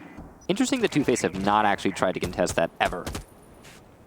You would expect that to happen. You'd expect somebody to try and fight it, but no. Whoa. They're going to lose the IQ, though. Slash on Repel, eliminated by Butters. It's a good start there for TwoFaced. Clips just droning his way into the main lobby. Reminder, main lobby is where TwoFaced started, and they actually won this last time. It looks like they're going to win it again as easily goes down on the bottom floor. Crazy. Good kill there. Crazy's just got this habit of picking up kills at random intervals where Rogue doesn't have anyone in a position to refrag. He's doing a great job of that. He's always been doing that ever Yeah. since he started playing competitively. This is why we're talking about him so much in the pre-show, where this is a guy that has pro league experience, and he's always been doing quite well. Just sometimes, well, some teams don't really mesh so well together. TwoFaced are definitely meshing here on map 2. So, how do they retake this here, Rogue? As they've lost 2 players, the pressure from TwoFaced is too much for them to handle so far, and there's a yokai drone covering the long desk and the entirety of the top hallway. Last 15 seconds here for Rogue. They need to pick up the pace. TwoFaced, all on full HP, all still alive. Here comes an attempted plant. I bet there's a yokai drone or gas canisters or C4 and all of the above being used there on the planter. Rounds over. Okay. Operators, you have run out of time. No real round play coming out from Rogue, man. There wasn't a lot to talk about there. It was just a lockout from TwoFaced. And that's 3 in a row. Well, sorry, not 3 in a row. Actually, we've had a constant back and forth. This is a non-stop back and forth. No one's gotten any rounds in a row. That's 3 rounds total for TwoFaced in the first half. We going to wait, what? What did they go? What? TwoFaced went to the top. They went to the top floor, man. That's the guys. All right, last round of the first half. TwoFaced has 2 options. They can either A, go to the bottom floor where they are undefeated. Defenders, B, protect your bombs from go to the being top defused floor by where they attackers. have yet to win, having lost it twice. And they go with B. I don't know. Maybe they're just trying to mess up the operator selection from Rogue. I mean, yeah, I get, well, the Dokebi works, but yeah, No Habana. Yeah, that's what I was gonna say. Like the Thermite isn't really great for this one. The lack of the Habana is big. Yep. Because the Habana can open up the holes and I really think this messes with Rogue's head. in the projector wall. Those are big holes. 10 seconds left before insertion. Yeah. So, do you change this to just not go admin? I mean, I still would have. If I were Two-Faced, I still would have won basement, but Attacker's objective is to obviously I'm not. I guess that's why I'm not making these decisions, because I'm not there. But weird. And yeah, I know maybe Rogue can go for a different kind of attack, hit it from a different part of the building. Yep. They've been hitting attack. Sorry, Rogue have been clearing from admin office every round, even the basement rounds. So basement round singular. For some reason, it was the most dominant round we saw from Two-Faced, a flawless round. And they decided not to go back there. Not giving Rogue a chance, I guess, to win it. Now, Rogue have yet to lose an attack onto the top floor. Again, it's the only site they've managed to win so far. So given that, this should be a 3-3. Brian watching the run out there. Looks like it's going to be a CEO take here from Rogue. They're not doing admin office. You were right in your prediction. They're changing things up. Nades coming out from Easily. ADSs have been cleared. A really easy sidestep there from Creators. He's taken a lot of damage holding this position, but he's persisted, and there's no more nades left. So, hey, job done there from Creators. The dock is gone, so no more heals. Shots coming in here from Slash, trying to catch the Jaeger off guard. Not going to happen. Creators just staying alive on yellow stairs. Has moved the attack from Rogue. They have to attack from somewhere else now. Oh, is there information on this Mozzie is the real question. And yes, there is. Filthy goes down to Vertical inside of Piano. That's 2 kills unanswered from Two-Faced, but there you go. There's the answer. Vertical goes down. And now Rogue have to work their way back into this. Eclipse is eating some damage and engagement elsewhere with Creators, who's trying to hold on to the upstairs, but Lifeline will get him. And that's the second kill for Slashug. That bounces right in the Jaeger's face. Beautifully done by Eclipse. Now with only 2 players left, they might not have a beat here on Crazy, Rogue that is, but they will know where the smoke is, so they can deal with that. Slash will come on in, and there should be somebody behind the shield. Yep, there you go. That confirms the position of the Vigil. Brian will go into the plant exactly as we expected to go a different way, and Easily will be the one to fire into Dream as this half ends at a clear 3-3, or at an unclear 3-3. Yeah. It's clear in that we know it's 3-3. Yep, it's true. Yeah. It's at the top. Always look on the bright side of life. Mm-hmm. Do-do, do-do, do-do, do-do. I'm just really puzzled by the decision to go to the top floor. They could have just gone to the basement. I guess Two-Faced assumes that Rogue is going to have some crazy adaptation and change and new strategy for the basement defense. But, it was a flawless round. You can't, even if you do worse than that, you could still win. Whereas the bar for the top floor was 2 losses in a row. Hey, make that 3, and now we go to 3-3. Rogue couldn't win any other attack. They couldn't win anywhere but the top floor. And you go to the top floor. Whatever. It's done now. It's done now. Moving on. Bottom floor defense to start things off from Rogue. They're confident in that bottom floor. Thermite's in play. Thatcher's in play. No Habana. Habana's not overly necessary here. She can be useful. But Habana's mostly the tool you need on the top floor. So Two-Faced reading the operator selection really well here. They've got a set of smokes for the plant. They've got grenades to dislodge those anchors behind the pillar, behind the back of White, by pipes. They've got the buck to open up from above. They've got breaching charges on the IQ, I'll bet, so they can open up from above just in case Buck dies. Yep. This is a well thought out setup from Two-Faced. Yeah, in terms of all the,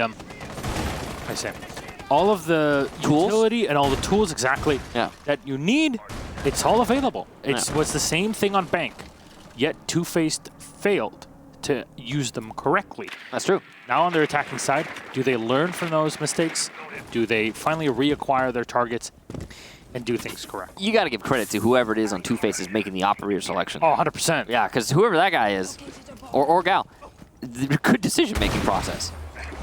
Very true. So here we go. Second EMP will go off, and it is well-timed as the Thermite will be able to open up the wall. So very well done. There we go. Everything is opened up. We're at 212, and Slash gets his head taken off. Speaking of good decisions, that was a terrible one. Slash trying to challenge directly outside of the garage. Look, TCSG is a great gun, but You don't need to do that. No. You already lost the wall, just leave it be. Well, Slash being picked off early is going to give a decided advantage to TwoFaced when they decide to actually push the site. Rogue still have top floor control, which is important, and Vertical is actually going to answer back. He'll run out onto the balcony upstairs and eliminate Butters. That's the buck gone, which means that even if TwoFaced had gotten control of the top floor, they won't be able to do much with it, save for, of course, the potential for breaching charges on that IQ. And and on a lot of operators, as a matter of fact. And the shotgun on creators. Anyway, not my point. My point is the buck is the most useful tool for opening up from above, and he's gone. Yokai Drone's still in play here for Rogue, and the vertical control is the most notable thing, is they can deny the garage even being useful. This is so odd. TwoFaced have manpower advantage, but they're all lined up. Well, not anymore, but... Rogue have... did I say TwoFaced? Yeah. Rogue have the top floor advantage, and TwoFaced are all lined up in one place to try and assault, but yeah, the basics of map control are not there. Go see Vertical diving out, but Crazy will find Eclipse. A great play here to take down one player at the top floor. There's the drone taken away. And smoke, last one will be used. So unfortunately for Rogue, they even lose out on the smoke completely, but easily with the refrag. So there's one player right in the middle of the site, and the Pulse is trying to rotate down through Banana to support easily as the last two alive. Is there a Yokai drone here available? Where's the IQ? Oh, easily with the flick, but he's unable to hit. Nitro Cell will miss. And there's a trade all up to Vertical now, as the diffuser has not been set. Little time left, and he's trying to look for info. Go for the quick reload. Goes around the corner. Oh, it saves himself from Filthy. But the IQ wins out the gunfight regardless. The Commando hits it. And there's TwoFaced to win the first round on attack. Man, that was such an awkward round. TwoFaced didn't clear the top floor. Just how did they win it? Then Rogue lost a lot of fights, man. I mean, it all started with Slash, right? Slash, what? Oh my god, Slash is such a good player. And then he peeked the garage. He's like, hey, how are you? I'm friendly. And then, well, TwoFaced weren't friendly. Spoiler alert. They got the kill. Following that, Rogue started losing fights upstairs. They didn't manage to hold on to that. Also, there's one thing I'd like to point out. The drop down wasn't opened up on the top floor. So you've got your Pulse Vertical on the top floor, constantly peeking out on the balcony, trying to do work. He gets a kill from it, but he can't retake middle floor directly because the drop's not open. Just open it. Open in the prep phase. Use a shotgun blast. That's so common. And then Vertical can reassert middle floor control, win that fight, refrag his teammate, and then what happens? Then the attackers can't push in through the garage. Why? Because piano control and the holes from above. It's done. And then you don't have any of the problem of the anchors failing to win their gunfights and then done. But hey, you know what? Hindsight 2020. The only reason I bring this up is because it's pretty common when you have a top 4 roamer that you open up the drop downs in CEO and in Projector. Those two drop downs being open, they've got a lot more room to maneuver. Not only to run away, but also to retake middle floor. Anyway, little nitpick there. A little potentially round-altering nitpick. Now it'll be a basement defense here for Rogue once more. They're going to go back to it. Right now, it really is those tiny mistakes that yeah, have those massive impacts. When you see like 3 players dying in very rapid succession, specifically from Rogue now in this matchup, the big question is, well, how did that happen? It was just, there was one mistake, somebody was looking the wrong way, no information was given, and then suddenly the whole flank collapses and you lose manpower where you really shouldn't be. So now, you scan around, can you find anything? No, there's no utility here. And Filthy, is going to be able to spot the Pulse of Vertical all the way downstairs. So, unfortunately, it's going to be difficult to kind of deal with him the way that he is now, but at least he'll be able to spot him. There's all those tracks thrown up by the Gridlock. So, this is going to deny flanks, or at least make them super difficult. Before Gridlock was out, we've seen Finka even played in this situation. This time, kind of, Gridlock just does all the work for you. Bit of damage, or at least trying to do some damage to the Pulse, but Vertical will escape They'll be playing inside of lockers. Drones will be eliminated, and TwoFaced will be forced to use their utility here to open up those walls into bathroom. Not sure if the garage has been opened up. Doesn't look like it. No, it's completely open, or closed, excuse me. So you're going to need to destroy that, but the thermite is not here. So you're going to need to deal with it. There's one down. That's Creator, actually. And Sosa, or Filthy, will have to go and pick him up on Spiral. So just slowing things down, making sure that TwoFaced don't feel comfortable at any point in time. Well, Creators has been picked back up. Brian on low HP as well, so some exchange of HP both sides. Clips has managed to work his way into Visa, actually, and he's, oh wow, not going to catch Creators off guard. Good pre-aim there from Creators to get that kill. Clips had the element of surprise, but he can't surprise somebody who's prepared. Well, Rogue, one man down now. TwoFaced with great control vertically, and they've managed to open up the garage now. So it's going to be the exchange of manpower here, back and forth. Dream doing a good job there, eliminating Slash. Yokai Drone's still in play here. The IQ has got to see this and has got to be vigilant on it.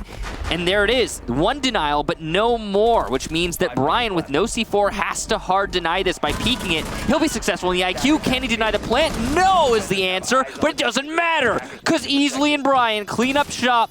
TwoFaced all eliminated, and it'll be an easy disable for Rogue. Bandit is low on HP, but he'll be able to do it regardless. Well done, Brian, to eliminate players on White Van, and I have to say, Easily has been doing a great job on the Echo. Yeah. Really in support, and when he knows that he can't support with the Yokai, goes in for the gunfight.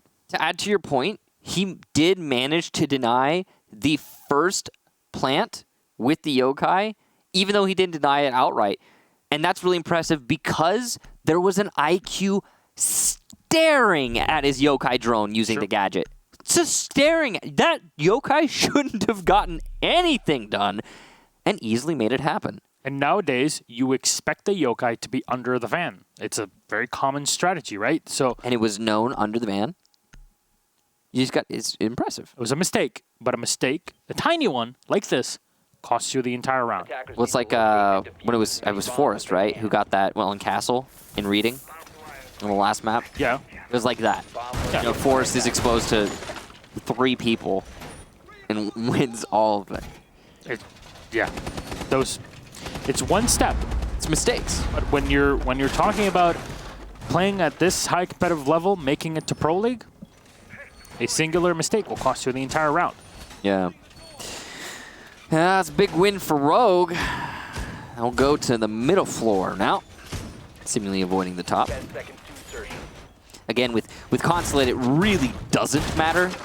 I mean, you can go to any one. Take your pick. They're all nice. Except for the other one. That other site that nobody ever goes to. No. The new site that came out like a year ago. It depends on the teams. In North America, like Dark Zero tried it, played it, were somewhat okay on it. G2's done it. Yeah, there were quite a few teams in EU. It's actually way more popular in Europe, that's for sure. It's still not a comfort site for anyone, really. Like, we haven't seen it been, ushered in as, hey, this is the site we like to go to regularly. It's just a pocket strat site. It's not going to happen. We're talking about Teller's archives, by the way. Yes, for people wondering. There's an old, like, I say the site was made more for,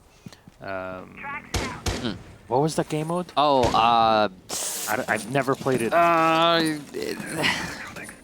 The thing. Secure area. Secure area. There you go. Yeah. And yeah, it was brought in, made as the force site for this. Some teams have had some success on it, but hey, it really does depend. That aside, that's not the one we're worrying about this time around.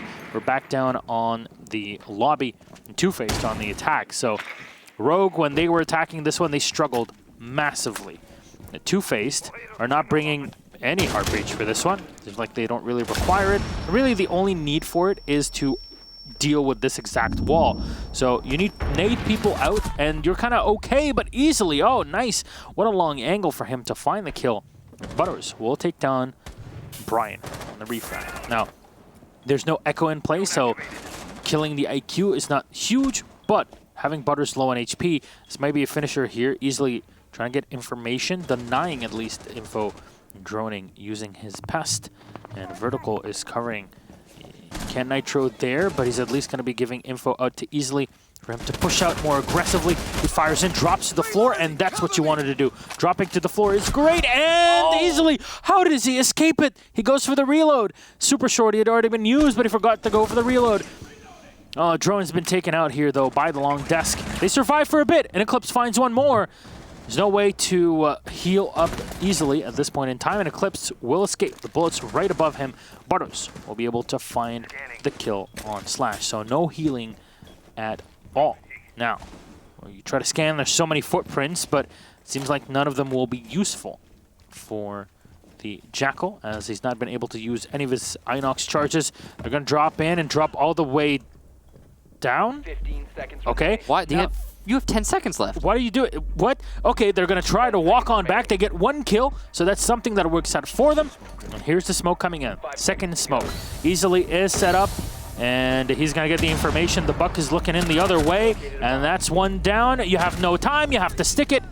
And they actually double up on Dream for Rogue to grab round number 9 and put it up on the board. What? That... I could see the thought process there. Yes. I can see it, so I'll lay it out. They Go knew, ahead. They Yes. knew there was someone downstairs in the basement. They were aware. You could see Vertical. I don't even know. I didn't see They the doubled kill. up on him. I didn't see the kill feed when it happened, but I can tell that's why he's asking why me. Is because they dropped on him. They Goomba stomped him. Then we saw both players right after run back up to the site, and they have the smokes to cover 2 angles. The mistake they made was that they didn't know there was someone playing in the closet in main lobby, which is a forgivable mistake. It's a weird spot to play, but a mistake it is. Yeah, no, I get why they decided to try and force their way downstairs. Because here's the thing. If they hadn't taken downstairs, whoever that was down there probably had either a C4, gas canisters, some kind of denial to deny the plant from the basement. Again, I didn't actually see it, but that's a pretty easy assumption considering they were down there with only 20 seconds left in the round. That's the only reason they have to be down there as a defender. So, yeah. I get it from TwoFaced. It was the wrong call, but I get it. Yeah, you see why, but there's just not much time left there at the end. Yeah. It happened, and really the biggest play was what they did would have worked if it weren't for that darn Mozzie Easily, sitting yeah. in the closet, getting the kill on the Buck, and by that time, like there was literally 0. It was 0-0 on the timer. It was pretty much done. Yep. So you're looking at this right now. Rogue have won map number 1, and they're at 5-4 on the second one here on Consulate. Bank was one that Rogue kind of ran away with on a 7-2, and now at 5-4, Rogue are looking for 2 more rounds, and it's all over. They retain their spot in Pro League, something that many people. Oh my God! Easily. You miss every shot you don't take. Oh my God, that's so frustrating. Somebody reignite the removing one-shot headshots through barricades argument. No, But I didn't see anything. I mean, LAN is next week, so it's going to be like a dry few days of content. That's what usually happens. It's something like that. We'll see. Anyway, good awareness there from TwoFaced and creators specifically. Now we see Rogue, one man down. Filthy looking for a fight onto the Pulse. Not gonna find him. Sees that the Pulse is walking away. Good gridlocks being put up there. The track stingers set up on the Visa staircase. I mean, it's a top floor defense. TwoFaced have control of admin office. They need to do something with it. I mean, they've got a lot of time, half the round to go. This is going to be a missed C4 from Vertical. Oh, he actually drops the Buck. Well, I would say not a fully missed C4, Located a bomb. but a down. He can actually secure this. Oh, but he's missing the shots. Oh no! So crucial to hit that. And Vertical's just a little off. He'll do a bit of damage to Crazy in the meantime, so it's kind of like getting a kill, I guess. But still, the Buck. He did 120 HP damage. Correct. Oh. So here we are. The Yokai drone will be caught off in Transition, I guess. Okay. Not he didn't need to be transitioning, but it was. It was. But there you go. Now at least you have the information that they are doubled up on the window. And Eclipse has taken a decent chunk of damage as well. Grenade will be thrown on the face of Slash as he peeks around the corner by the desk. And he actually gets shot from the outside, holding on to the balcony. Vertical with 1 on 2 Crazy as the smoke is being thrown out. And the diffuser will be stopped for just a moment. That IQ is going to be so difficult. Filthy is really in a filthy spot right now. Disgusting, absolutely. Vertical will get 1 on Creator. And Filthy will have to rappel up. The stream will find Brian. And now he latches on to the balcony. He has his teammate in support. And Eclipse will have to fight against this, but there's no reverse repel just yet, and Vertical will be coming in to support Eclipse. If you can find this 1 kill, this will be huge. Oh no, spotted by the barbed wire. He goes up, and Eclipse actually gets it. What? But Filthy is still repelled on the side of the balcony. Butters is solo on HP. This man might prove to be the end of it. No, what? Eclipse is going to go for it. Rogue might actually take this one. Oh no, but the perfect angle covered by Filthy. He's low. Oh no, he's full on HP now, and he goes in for the 2nd kill. Filthy wins it out as TwoFaced secure it, make it 5-5. Good God. It actually almost went back to Rogue, but had easily not been killed like that early in the round. This might have been completely different, but hey, that's just a theory. It's also such a esports theory. There you go. No copyright. I almost want to say it was a shame that Eclipse wasn't the one taking the fight to the IQ. I feel like he would have won it. Do you see? He was winning those fights on pixels, on pure reaction. And then he didn't. He was the one who was sticking the disable at the end there. That's a shame. It's a shame. I mean, everybody on Rogue is nuts, but he was in the zone right there. I mean, he was in the moment. But he was the one, trying to disable. Oh, well, moving on. 5-5. This one's going all the way. Attackers need to Or at least it seems that way. We could still see a 7-5. We could just have it lock out here. 2 in a row for either of these teams. We have bottom floor defense here from Rogue. This is where they started. TwoFaced did win the last... Well, actually did win one of these basement defenses, but actually Rogue won the 2nd one in the follow-up. So this will be the 3rd time we go here for Rogue. So it's a mixed site. Mixed bag. Go either way. TwoFaced struggled with, if I'm not mistaken, the roamers in the 1st round, but still managed to win when they forced their way in through the garage. In the 2nd round, TwoFaced tried to attack all through the garage, I believe? No. No, that's when they cleared from above. Yes. They started opening up from above, then somehow still lost it. You know, the funny part is that it's the reverse of what you would expect. Because TwoFaced, when they were attacking exclusively through garage, they won it, despite being at the disadvantage position-wise and control-wise. And then when TwoFaced had the advantage control-wise, then they lost it. It's weird. It's a little bit of a backwards logic there. It doesn't make sense when you look at the usual things that end up happening. Conventional wisdom fails. It's correct. Good way to put it there. Tracks again will be used up by Creator. And the pulse is going to be spotted. Oh, no. Eesh. There you go. It's going to run away. Vertical will take no damage, but Eclipse actually is taking a bit. I really have to wonder, how are Rogue just losing HP randomly early on in the round? It's just, it feels like a bit of a waste. In this case, it was Eclipse losing to a spray from Butters, it seems. As is evident by the bullet holes in the wall. He can't actually see him, by the way. This is just our perspective because we can see through walls. Yeah. Eclipse is going to retreat. He's back into the site. Garage wall is open. Eclipse didn't really delay for very long, but he delayed for a little bit, I guess. This is really cool. So TwoFaced actually, that wasn't the garage wall, by the way. That was my mistake. That was the bathroom wall, which got opened up. Also the drop down. So he was forced to fall back there. So at least he wasted an exothermic charge. Not waste, actually. It wasn't even a waste. He uses an exothermic charge. I don't really know how else to put that. The garage wall will be opened up by TwoFaced now. Last time TwoFaced had vertical control and the garage was open, they lost. But it's to a monumental effort by Rogue. I'm not really sure what's... Nice C4 for vertical, but it doesn't connect.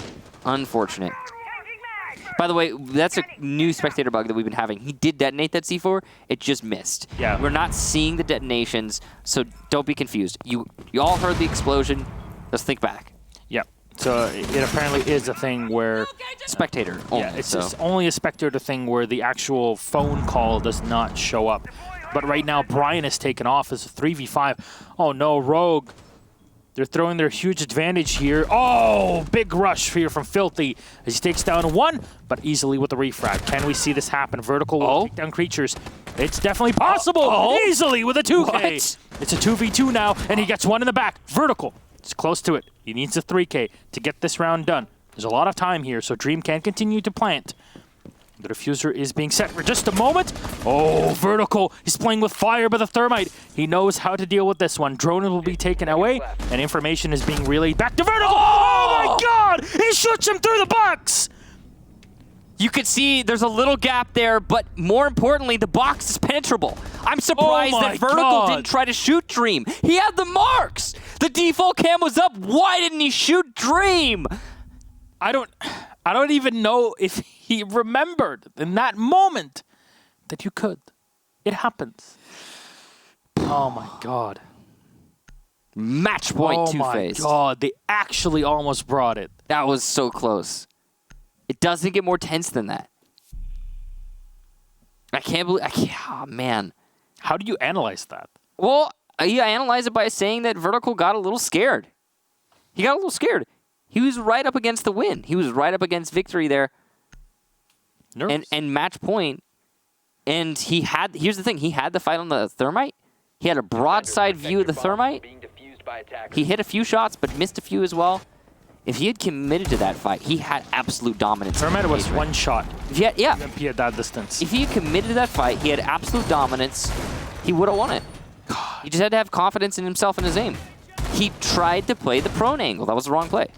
Obviously, hindsight's 20/20, but it's the sort of thing that you intuitively, instinctually know as a player. Like when you're in that moment, when you're in that zone, you've got to make that decision based on your experience. And I'm sure Vertical regretted going prone as soon as he did. Because here's the thing. When you go prone as a player, you just can't unprone. Because when you transition up, it's the same as going down. You can't ADS. So you're getting up off of prone, you're exposed to 2 seconds. For 2 solid seconds, you just can't fight your enemy. It feels like, well, it might not actually be fully 2 seconds, but it feels like that. Even anything, like it doesn't matter, yeah. A millisecond at that time is more than enough. It's like a second and a half, 2 seconds. Either way, you can't fight your enemy because you're coming out of prone. I'm sure that Vertical regretted prone as soon as he hit that button. It was probably a reactionary move. Yep. It's unlucky. But hey, man, that round's over. Rogue now will bring out the Mira. It's Brian to play it. Someone has had his fair share of the operator in the past. And this is Archive Tellers. We haven't even touched on this. We were so distracted by the last round. We didn't even see we're going Archive Tellers. We were talking about this before, and it's here, and this is the wrench that you throw into what TwoFaced are really prepared for. And, in my opinion, the best way to do this is to split push. Go the top floor and also push garage at the same time. TwoFaced are doing just that. Well, not the top floor. They're hitting the middle floor and the bottom floor. No one on the top right now. They got 3 downstairs, 2 in the middle. Mirror window in the back. Is there a... No. Okay, a lot of damage done to Brian. There's no ADSs as Jaeger is not part of this plan. Second grenade! Yeah! No, it's not hit. And Butters is actually inside here. It's one kill, but Butters actually wins it. He's solo on HP, though, so Eclipse can maybe go for the finisher here. A single bullet, and there you go. That's Butters out, but crazy. Another kill on a vertical. Making sure to keep on pressure. Oh, Slash goes right into Crazy, and now it's a 2v3. You still have to deal with 2 nitro cells being played in from below. This could end the entire round right then and there. That you have to pressure, and Brian is looking. The fuser is dropped, but that was intentional. I don't think it was intentional. It must have been a fat finger. Oh, but no. What a bad position for Eclipse to play. Brian's going to have to go big. He'll need 4 to win this out, and he won't get more than 2. TwoFaced take map number 2, and we move on to map number 3, Coastline. Our third map here in Relegations. 4 matches. This is the first one we get. 7-5. Oh my. You really have to be feeling here for Rogue. But yeah, that's where we stand at currently. All right, so Like you said, for the first time in relegation so far through this season, map number 3, yay! It would go all the way with these teams. I mean, yeah. After the first map, we're like, but Consulate was pretty close. Yeah, it's looking pretty close, at least on that one. I will say this though, that was TwoFaced's map pick. Yeah. And it came down to the wire. Rogue's map pick, not even close. So, assuming Rogue is a little bit comfortable with Coastline, and I'm sure they are. Yeah. Will this even be all that close, or are we going to have a quick one here on the third? Well, let's see how that goes. That's after the break, though. Map number 3 continues as Rogue try to hold on to their Pro League spot. TwoFaced, they want some more young blood in North America. A few minutes. We'll see you.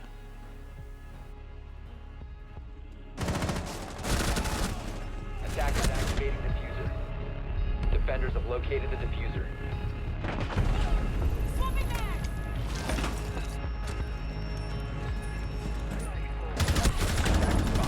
has been dropped. Attackers have dropped the bomb diffuser. 5 seconds to go. Attackers activating the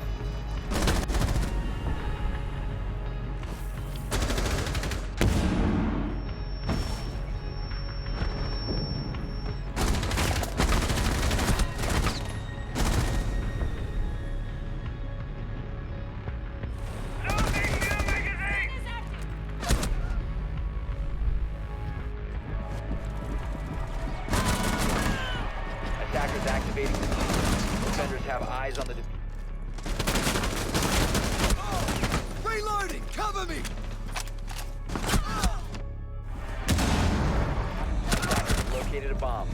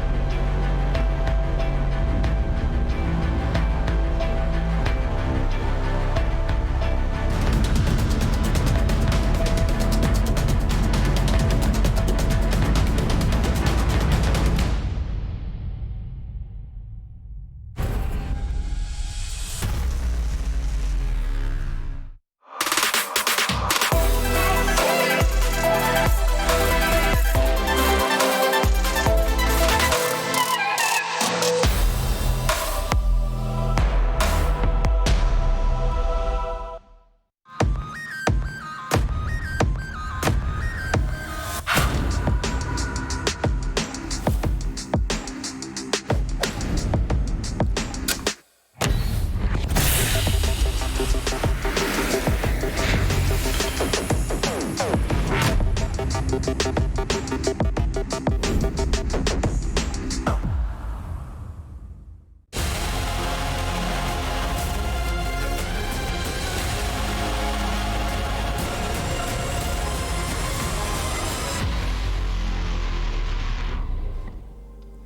back, ladies and gentlemen. I'm Ghassan Milosh-Finj. This is Michael Kickstar Stockley. Yep. One more map, and we're done. Mm-hmm. And it's going to be TwoFaced versus Rogue. Of course, Coastline for the decider. Yep. So Rogue have a lot of experience on Coastline as well. It was Consulate that got so hairy between the two, as Bank was a runaway train for Rogue at a 7-2 victory. Yep. 7-5 for map 2 of tiny mistakes. But hey, you're playing at this level, tiny mistakes matter more than you would expect. And here we are. Yeah. Map 2. Map number 3, first time again in these relegations. You can see the scores for the maps so far right over there. And yeah, we're just waiting to get into Coastline. Once we have everybody ready, we'll just jump on in. Yeah. We'll start figuring out who it is going to be in Pro League, who it is will be forced to play in Challenge League. Well, actually not forced. Technically, they could all just disband, which I'm sure will happen from one team eventually. Always happens with these relegations. You get a team pushed down from Pro League, and then everyone goes their own separate ways. Yeah. Happens almost every season. Well, really, not every. It depends on the region. It depends on like what the context is for like them being It happens a pushed lot. back. But yeah, Yeah. it does happen. A lot of times you'll just see players kind of get picked off. Yeah. As they go looking for teams, they will get picked off by some in Pro League, but our game is ready. So let's head into map number 3 between Rogue and TwoFaced, and it's Coastline. So no matter what, this will decide the fates of these two teams. So Rogue holding on to their dream here. And remind everybody, Rogue entered the competitive scene in Rainbow Six Siege 2 and a bit years ago. That was pretty much 27 months ago. Well, I mean, if we're talking about the original roster, Rogue is the very first. No, I mean, if we're talking about the slot, Yes. then Rogue has been playing since season 1. Yes. Like, because before we were lost in translation, and then we got picked up by Orbit, and then Orgless for a while, and then there was a couple other orgs after I left, and then it was.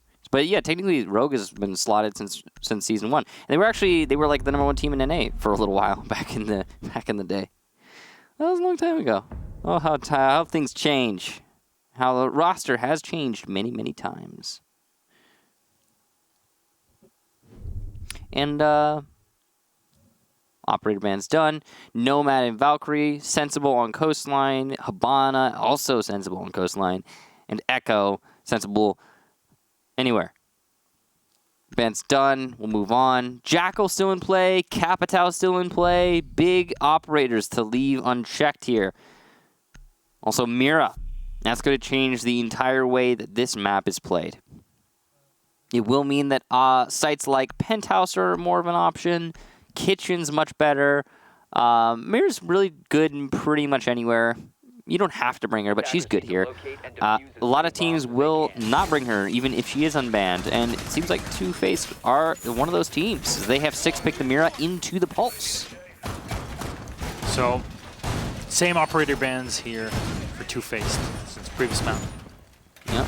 They know what they don't like. Well, I mean, no, because TwoFaced banned Valk and Mice. Wait. They banned Valk and Nomad, and then, Habana and Echo. That's what's tripping me up. Compared to Consulate. But yeah, compared to first map, there was difference having the Habana. Or actually, Capital and Mira. Okay, I got them mixed up. Ah, okay. Yep. Well, that's fine. It's all right. Oh, boy.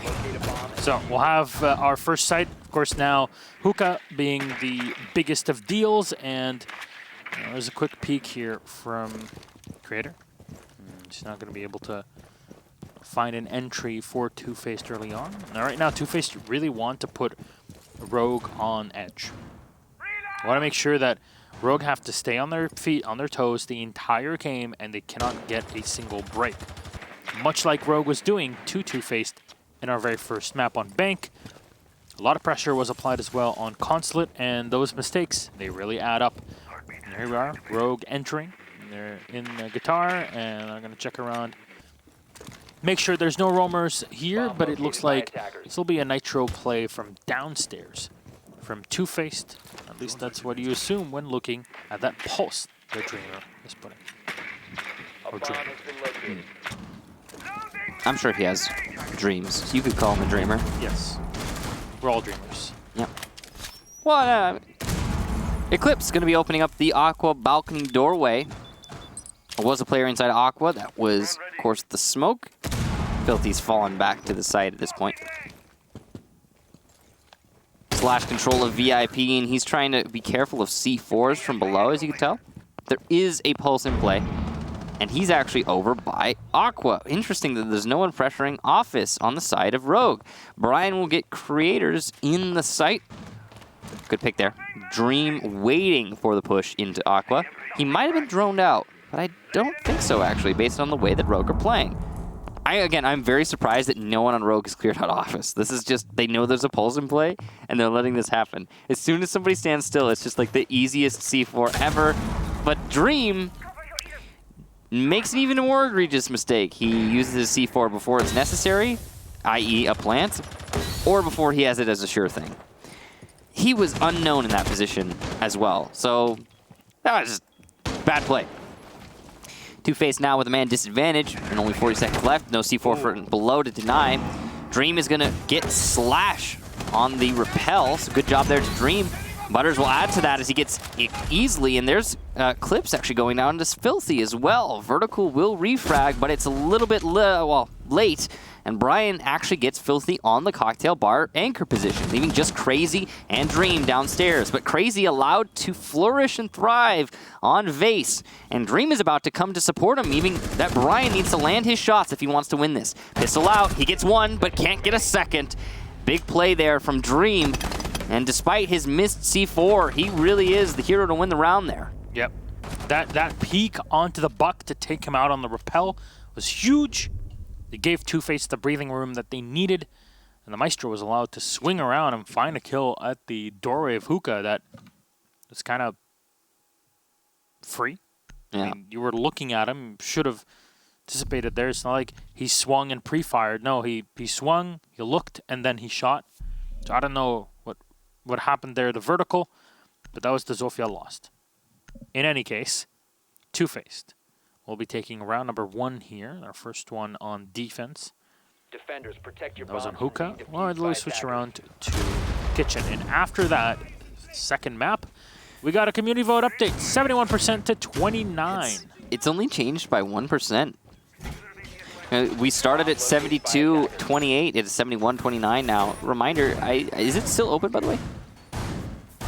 No, okay, No, polls this closes closed. before pool's closed. Yeah, Pool's closed.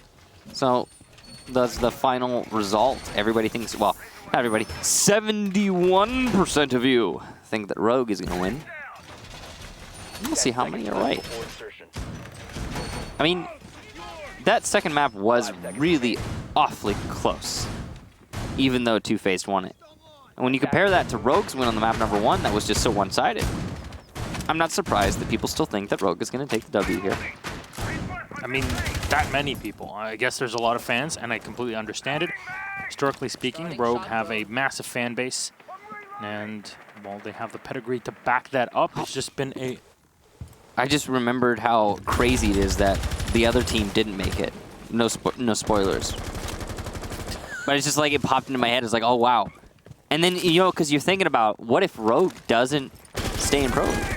What if they get eliminated here by TwoFaced? Oh, this is... that would be huge. Like, Crazy. you can actually think about it now, because Yeah. we're on map 3. Yeah. Well, can he get 3 drones? Oh, no, he gets shot in the face. Vertical. Well done here. Lose 2 drones for Vigil. That's completely fine. Can he deadlift 500 pounds? Oh, no. Shot in the face.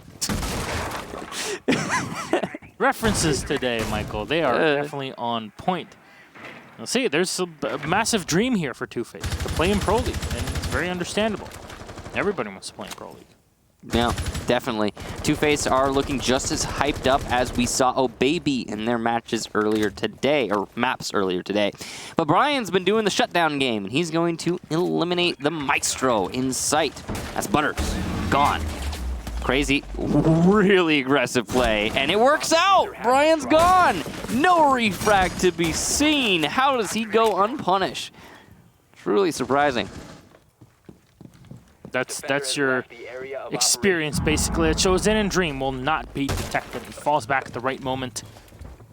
Creators checking out the windows. Nobody there. As the entirety of that top floor is going to be opened up and breached, easily smashing things with a big hammer. Attackers recovered the bomb. Now looking for things to shoot. He's cutting off the rotation. That's his main job now that he's opened up all those angles. He's also going to be trying to pick off a player or two with the nade, but there's an ADS, so he'll give up on that. Here comes the plant under the cover of the smoke. The gas canisters to deny that plant. Good job there from Crazy. Lots of damage done to Slash, though. So, well, he's also managed to push him back and put him on low HP. He'll rotate into bathroom, too. This is really good positioning from Crazy. He can single-handedly win this round if he plays it right. Dream has to also assist, though, if it wants to be really likely. Crazy, oh my gosh. The patience. He gets one, going for the denial, inching his way in, out of ammo, no time to switch to the shotgun, and it's post-plant now. And it's not gonna happen. Dream tries and fails. Slash, really great job on the stick there. Great cover from Rogue. Oh my God. That Yee. was hard to watch. Yes. He wanted the angle. I gotta commend and applaud Crazy for his patience, Yes. his positioning, his awareness. And then also he should have pulled out the shotgun. Rough. He should have done it before he peeked that. Or he shouldn't have rushed himself. He had enough bullets to kill possibly, maybe. And at that moment, the sledge had repelled back up. But he just missed the shots. Oh my God. Rough, dude. Defenders, protect your bombs. All right, well, it's done now. Rogue go 1-1. So, Looks like this is going to be just as back and forth as the second map. well, let's see if my heart can take this one. My heart actually hurts right now. Yes. We're going to Penthouse. Lo and behold.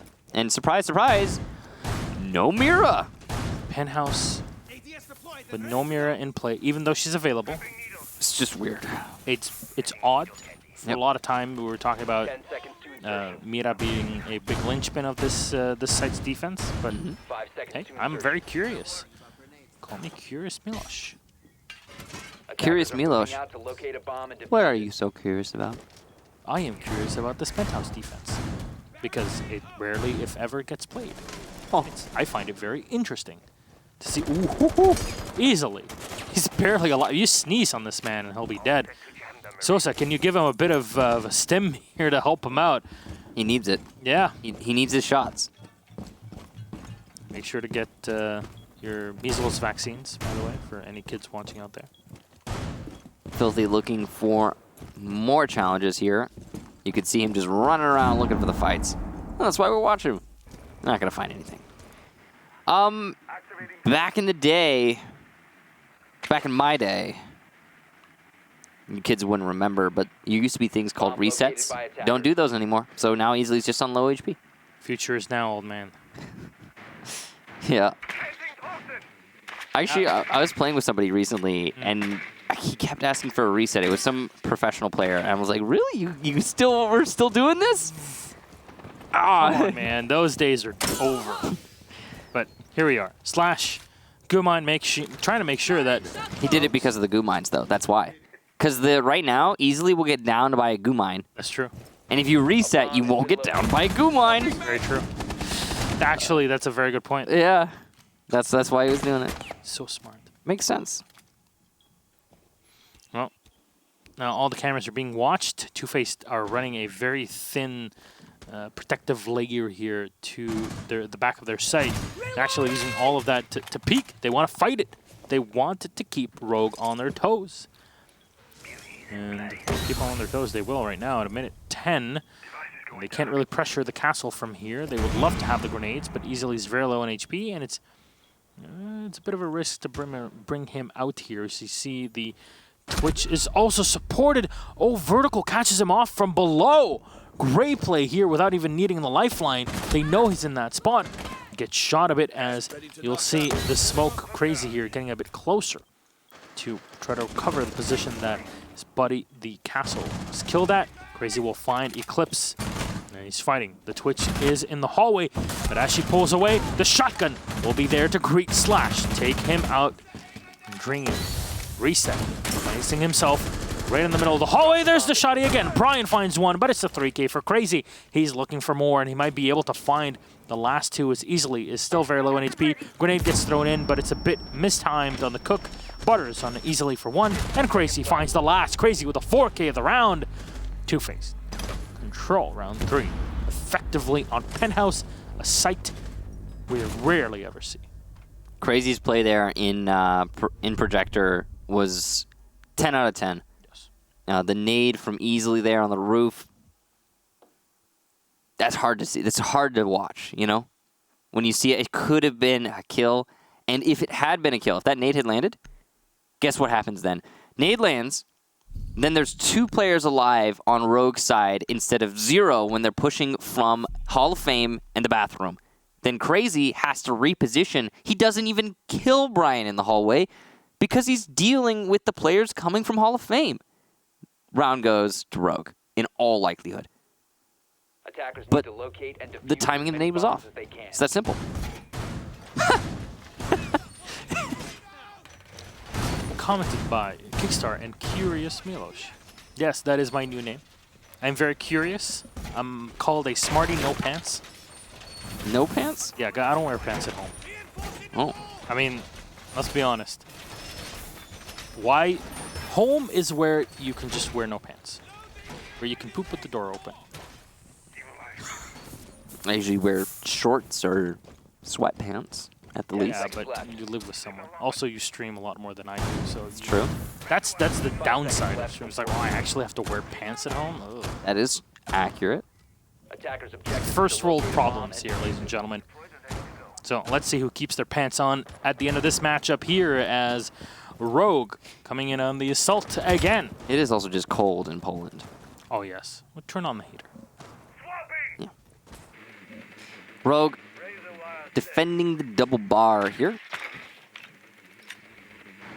It was weird to think about Rogue not being in Pro League if it were to happen. Because they've been in Pro League every season. They've never not been in Pro League. That's true. Like, literally never not been in Pro League. This slot has never not been in Pro League. They would be... It would be weird for them not to... This is so weird to contemplate. You just don't think it's going to happen. Alrighty. Well, all right, we'll see. We'll see if it does. Crazier things have happened, I suppose. Sisu's not in Pro League. Oh. Yeah, that's... It might be out with the old and in with the new. I mean, spoilers, we saw that earlier today. So, yeah. There you go. Whenever you hear spoilers, just smash that space button. Turn off your phone. Nitro Cell is out, and Brian will answer. Gone. Was a bad positioning there from Brian, I suppose. Good nade this time from Easily. He actually gets the down. No kill, but the down is something. Yep, and he's low on HP here easily, so you can still pick up Butters, but it's a tricky one, and they indeed pick him up. So Easily as... Oh my god, Creators, he runs right in front of the attack. I'm not sure who it was, but count your lucky stars, Eclipse. How is he not being punished for his position, though? Oh. Good control here from TwoFaced. Solid amount of HP as well. They've got the HP advantage and then some. One whole man up. Butters is lit, yeah, but so is Easily. And Clips setting up to smoke into B, which would allow this plant from Slash. But there's no direct cover other than Eclipse. And he's going to be, you know, staring at smoke. Easily trying to cover from above, doing his best, but again, not direct cover. Meanwhile, Filthy's going to get a kill on a vertical. Nice entry here from Slash. He's not going for the plant, but he won't get the second kill on the Creators. It's Dream also to add to that. As Eclipse goes down, it's just Easily. He's a bullet away from death. He's going to get one. That's something. Two enemies on low HP as well. Half HP for Filthy, but only 20 seconds to find 3. And he doesn't necessarily know about all these HPs. 15 seconds. It's not looking likely here for Easily. He'll drop, he'll die, and TwoFaced will win 2 rounds in a row. We're getting even close. Oh, wow, is Filthy running the Rogue Charm? Oof. Hey, We're getting even closer to... it's 3-1. We're getting... Is this actually gonna happen? Is this happening right now? Rogue has never not been in Pro League. This team, I mean, technically none of these players played in this team in Season 1, right? But the slot has been carried through Pro League since the beginning. Like, the position this team. This was Rogue's spot. Literally, like the team on the ESL page, you know, like that particular squad has been. So it would be. Attackers need to locate It would and be defuse weird. as many bombs as they can. Same thing with Sisu. Honestly, This season, man, is ruthless. It is just killing off teams and birthing and bearing new teams, bearing awesome new talents that are coming into the scene and showing us that they've got what it takes. And that is, you know, that is good, I suppose. But it's also the dying of an age to an 10 extent. seconds remaining. it would be the end of an era. To be fair, I mean, we've been seeing a lot of these teams start to be on the out for a long time. Yeah. Yeah, I mean, Rogue, I mean, how did they get here? They had a really bad performance through the season. Yep. Same thing with Sisu. But man, it's still weird to contemplate, and it's weird to stare into the face of it. Mm-hmm. We're not there yet. Rogue could still bring it But- back. We just, I think, are starting to realize the possibilities. Because even the community was with us and thinking that Rogue would just be able to, yes, Rogue. I mean, the Sonics are all good players, but they also were a roster that were caught up in constant transition, problems that were arising in you from one reason or another. It doesn't matter. So, yeah, I mean, okay, sure. But Rogue is Rogue. They're supposed to be a staple. Yeah. They're supposed to be immutable, immovable.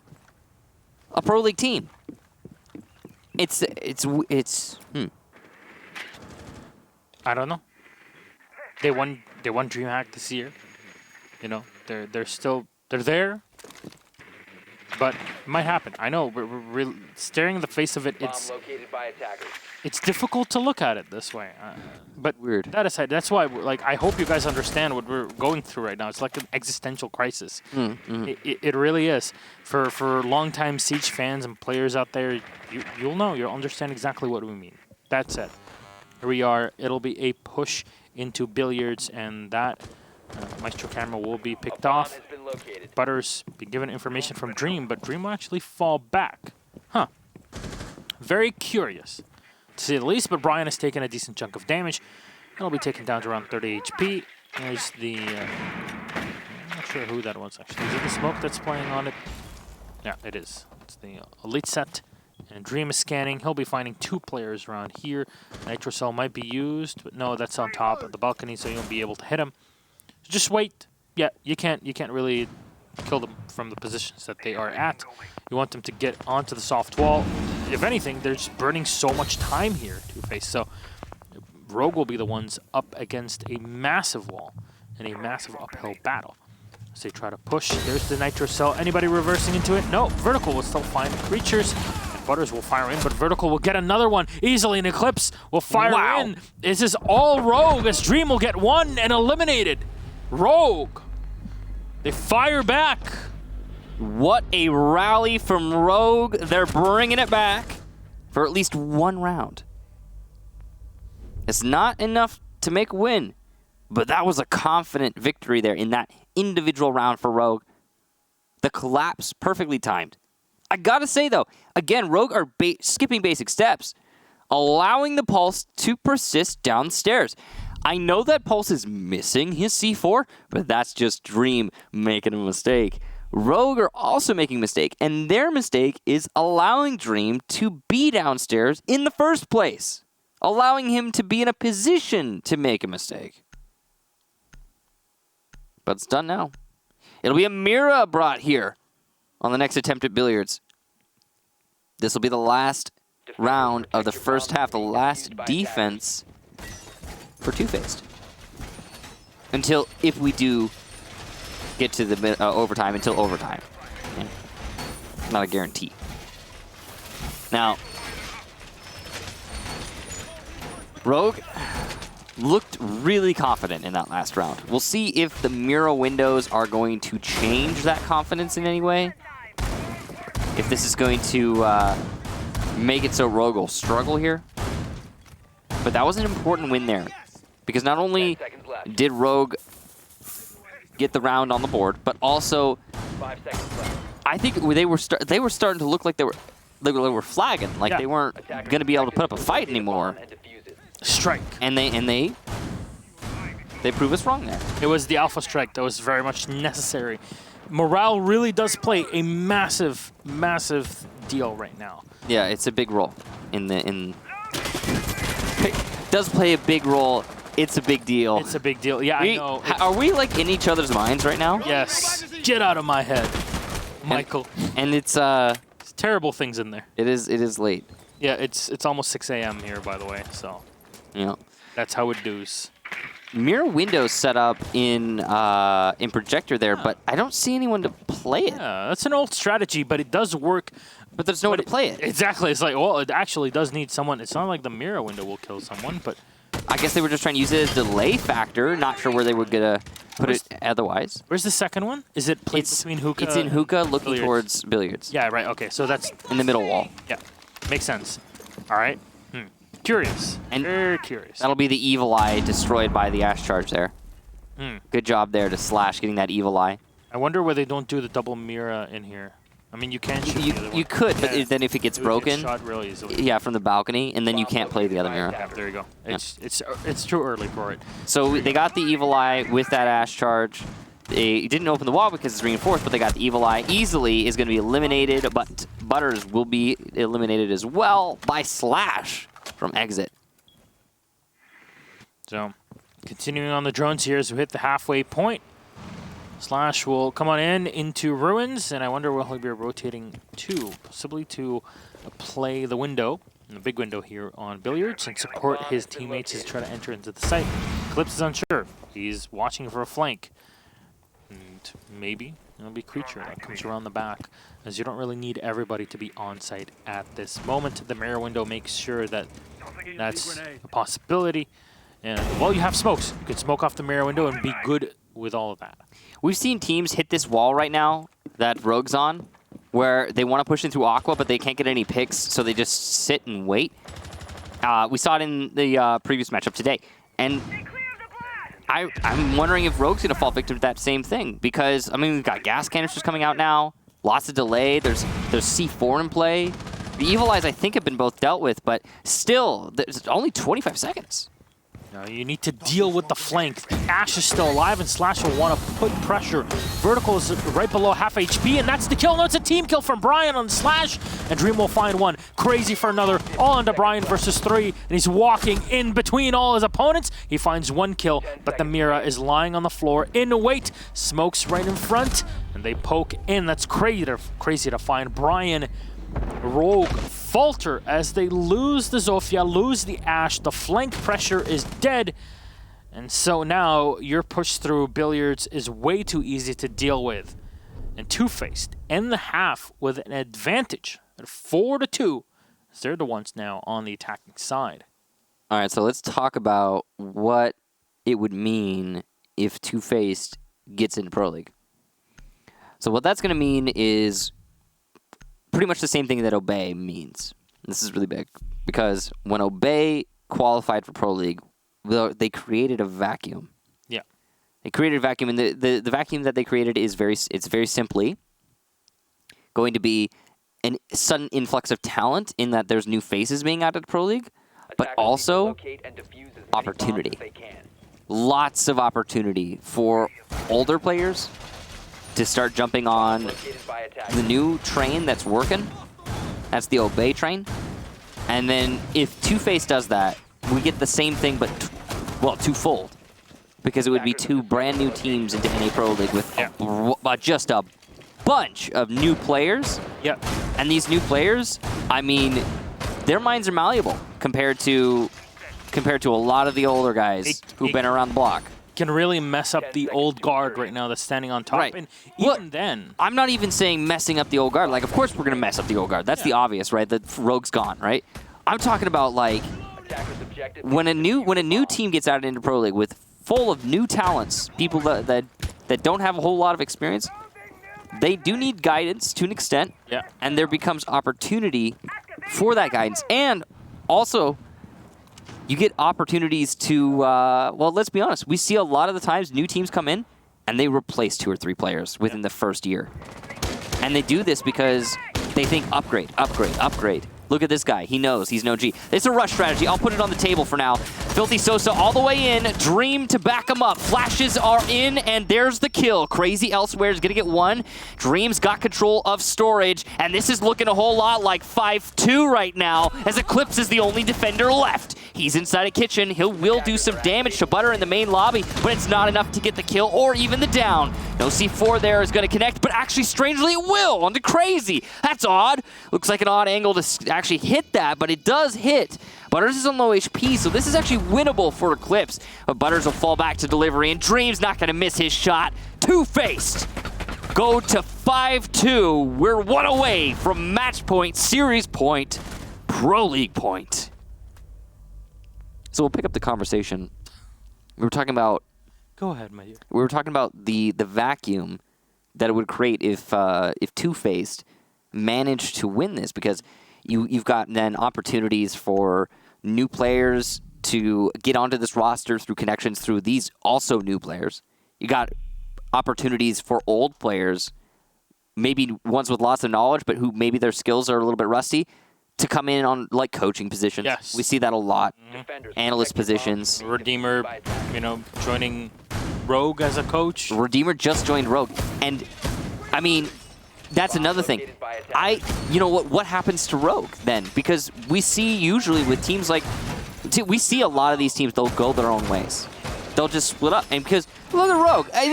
Rogue is just flushed with talent. Yeah. These players, they're all insane. They're going to be playing at US Nationals soon as well at the LAN Finals early December, so they're locked in. So, well, at least there's that, right? But these are, what I'm saying is these are big names. 10 seconds. They all have opportunity. And again, that's really what, if TwoFaced manages to dislodge Rogue from Pro League, what basically happens is you create a vacuum of opportunity for a lot of people. And it's the same thing that happened earlier today with the Obey Susquehanna Sonics match. Yeah, I mean, we saw that with LG when they joined the Pro League last season. And it was the same kind of vacuum. It happens every season, man. It happens. Well, I mean, every season that we get an upset like well, not an upset necessarily, but a new addition, I guess. Fresh injection of blood, I guess. With new talents. Yeah, that's the big thing, because sometimes we have the old guard coming back, like we did in Europe. But with BDS, correct. With both of them, really. I mean, just in general. Well, mostly, yeah. Oh, anyway, moving on. We're blanking right now. Yeah, let's just move back to the match at hand. It's gonna be a kitchen defense again. That's 2 times in a row for Rogue. We're only into the second defensive round, and it almost looks like we're on match point already. Easily taken off here, and there's the Maestro camera eliminated. Oh boy. The Legion should have put up at least something like 3 or so of his goo mines. 3 or 4 slash out client Butters. So you take down the Twitch, but she was basically meant to pop any windows and destroy any equipment like Maestro cameras, and otherwise just pretty much a gun to use. It's a walking F2. Yeah. This is TwoFaced right now in such a good such a good position, even though they lost even though they lost Butters. Butters has been hitting the wall today in this map. He's been getting picked off quite a lot.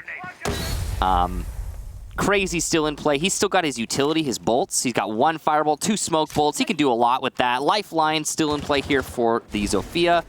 Brian's going to be down in sight. Oh. This might prompt the rush in from TwoFaced. And look, there it is. Crazy with the smoke and the plant. He goes for the reinforcement plant, and he's going to stick it. There's no denial coming from Rogue. What is this?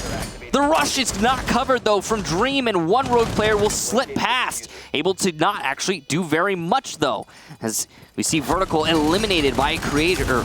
And we see above Dream on the cover.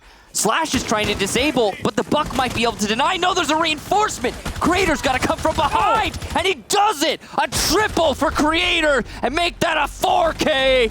TwoFaced, match point, series point. They're doing it. I cannot believe it. It's actually going to happen. It's happening right now, right in front of us, and it still doesn't feel real. It really, right now, the theme of Relegations is the future is now, old man. That is very much it. Yeah, yeah. And it's 1 round away. Rogue beat TwoFaced on map 1 bank 7-2.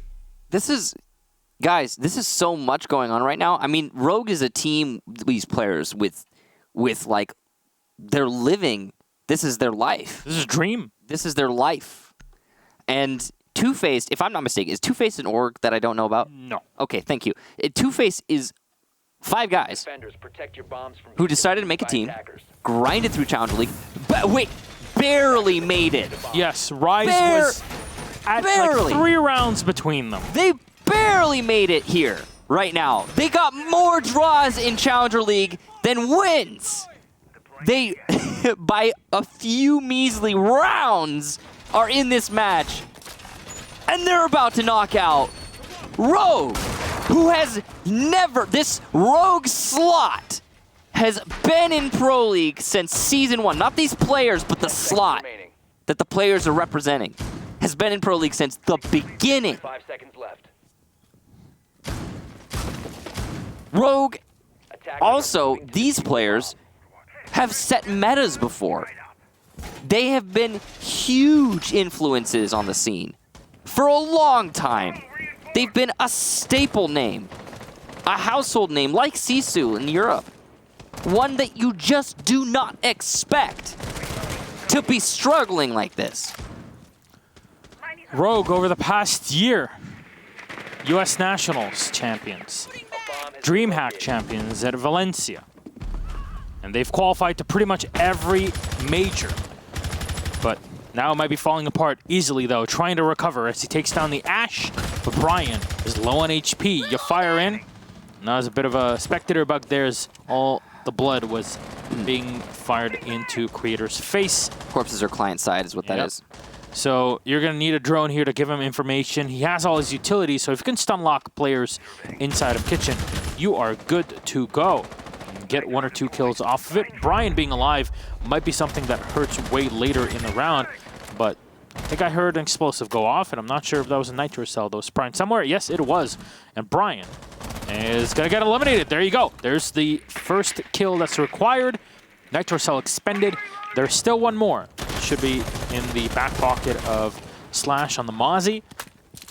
Otherwise, that's pretty much all you can do when it comes to bottom floor, or really same floor of control, because right now you're playing from the same entry. Oh no, Slash is down! And that is the Nitro Cell away as well. You need that top floor control now if you're TwoFaced, and that's really the cleanup you're looking for. Firebolt coming in here from Crazy. That's going to push the couch player away. That was Eclipse. He being pushed. That means he's not able to stay alive because the rotation's being watched by TwoFaced. It's just Vertical and easily. Vertical manages to get 1. That's a big kill. Oh, so necessary considering how stacked this is right now for TwoFaced. Here comes Creators holding the angle. He even wins it despite despite the prone on ADSing him. Vertical's got to go big, and he's got to do it now. Surrounded by 3, all of his team's hopes on him. He'll get 1 onto Crazy, 2 onto Creatures. That's 3 total. Can he win it against Butters? We'll find out in the next 30 seconds. It's slow engagement here. Vertical on low HP, but so's Butters, and he wins it. Butters with the big kill, and TwoFaced go to Pro League. That's it. Not even, there you go, finally.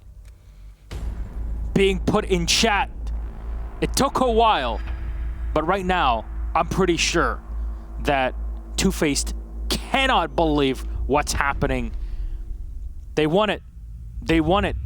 You come in, you're used to watching Pro League. You're used to watching Rogue playing in Pro League as players, as an org for over 2 years, even going to the first season, as you said, Michael. And now, the people you idolized in the past and looked up to, they're the ones you knock off of Pro League and you take their spot. The future is now, and you're seeing it for yourselves firsthand here. Pro League. And there's the spoiler part, so pause. EU and North America. 4 teams coming from Challenger League. 4 of them will be seeing brand new faces in Season 11. Huge. Crazy. First of all, I want to compliment and just give all the accolades to TwoFaced for managing that. That's good job to them. Impressive feat. Truly. They just barely made it to that match, but I guess they earned it. Yeah. They earned their spot in Pro League by beating Rogue in a best of 3. Hands down, it's done. It's move on. Man, that's so weird. It's the end of an era. These last 2 days have been just absolutely crazy.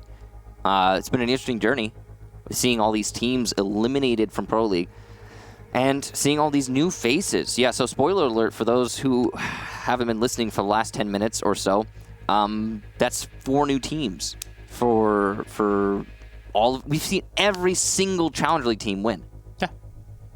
And 3 of those games, maybe there was one of those 3 of those were 2-0s. At least one of those maps was kind of tight, and then the other one was a runaway for the CL team. I want to talk more about it after the interview. You and me, let's talk a little bit about what's going on. But interview with Gassan and the new Pro League team. Let's go have a quick chat with Butters. Good evening, Butters. Welcome to Pro League. Yeah. Oh my. It's is pretty wild. it's pretty unbelievable, isn't it? When you sit here and I'm just telling Michael, like you watch Pro League for so many years, you play the game competitively, and yeah, you're there. You're in Pro League. It actually happened. It's difficult to take in. I don't know. I'm just speechless right now. Oh, my team is so good. My team is so good. Well, here you are, your first ever interview on PL. We'll be seeing you regardless in Season 11 in hopefully early on in next year. More details about that later for anybody watching at home. But that's it. I have to say, everybody from the team showed up. I really want to talk about Map 2. You know, it ended up being a 7-5 between you and Rogue. Things got really, really hairy then. It seems like Consulate was going to be the burial ground, but so many mistakes were made on Rogue's side, and there were so many times where it came down to like 4v2s where you guys had control and you were able to beat Rogue back. How is the strategy done? And we'll talk about specific site in just a second. I mean, lately we've just been remaining calm.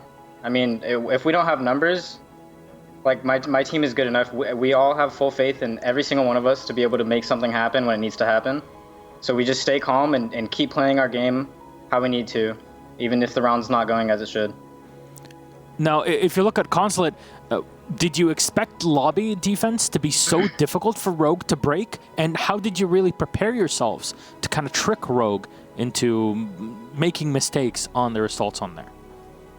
I mean, that's one of our off sites, so like we haven't showed it much. Yeah. Consulate's definitely not one of our best maps, so we definitely haven't showed that site very much. So we kind of just did our normal. If we were to go like as our third site, we just did it like how we played it, but we just made it happen first. and I mean, it came out to being one of our best sites. Yeah, it really works so well against Rogue. Operator picks as well were kind of set at the right time, so it was really tricking Rogue and kind of confusing them and not really picking the right tools for the situation. Yeah. And this is something that worked very well for you on map 2, and then in map 3 it was pretty much a runaway victory. Rogue weren't really able to do much to find openings against you. Again, congratulations to you, Butters, and the entire team. You're in. TwoFaced is just a name you put on your team, right? Yeah, a long time ago, yeah. So, hey, maybe this is the opportunity you're looking for, an organization to pick you guys up. It definitely would be great for us because we definitely don't want to keep casting Orgless teams in Pro League. So, Yeah. hey, it's good to have that support and the cash money at the end of it, right? Always, always. All right, well, that said, now you're going to be making a big impact with knocking out Rogue from Pro League.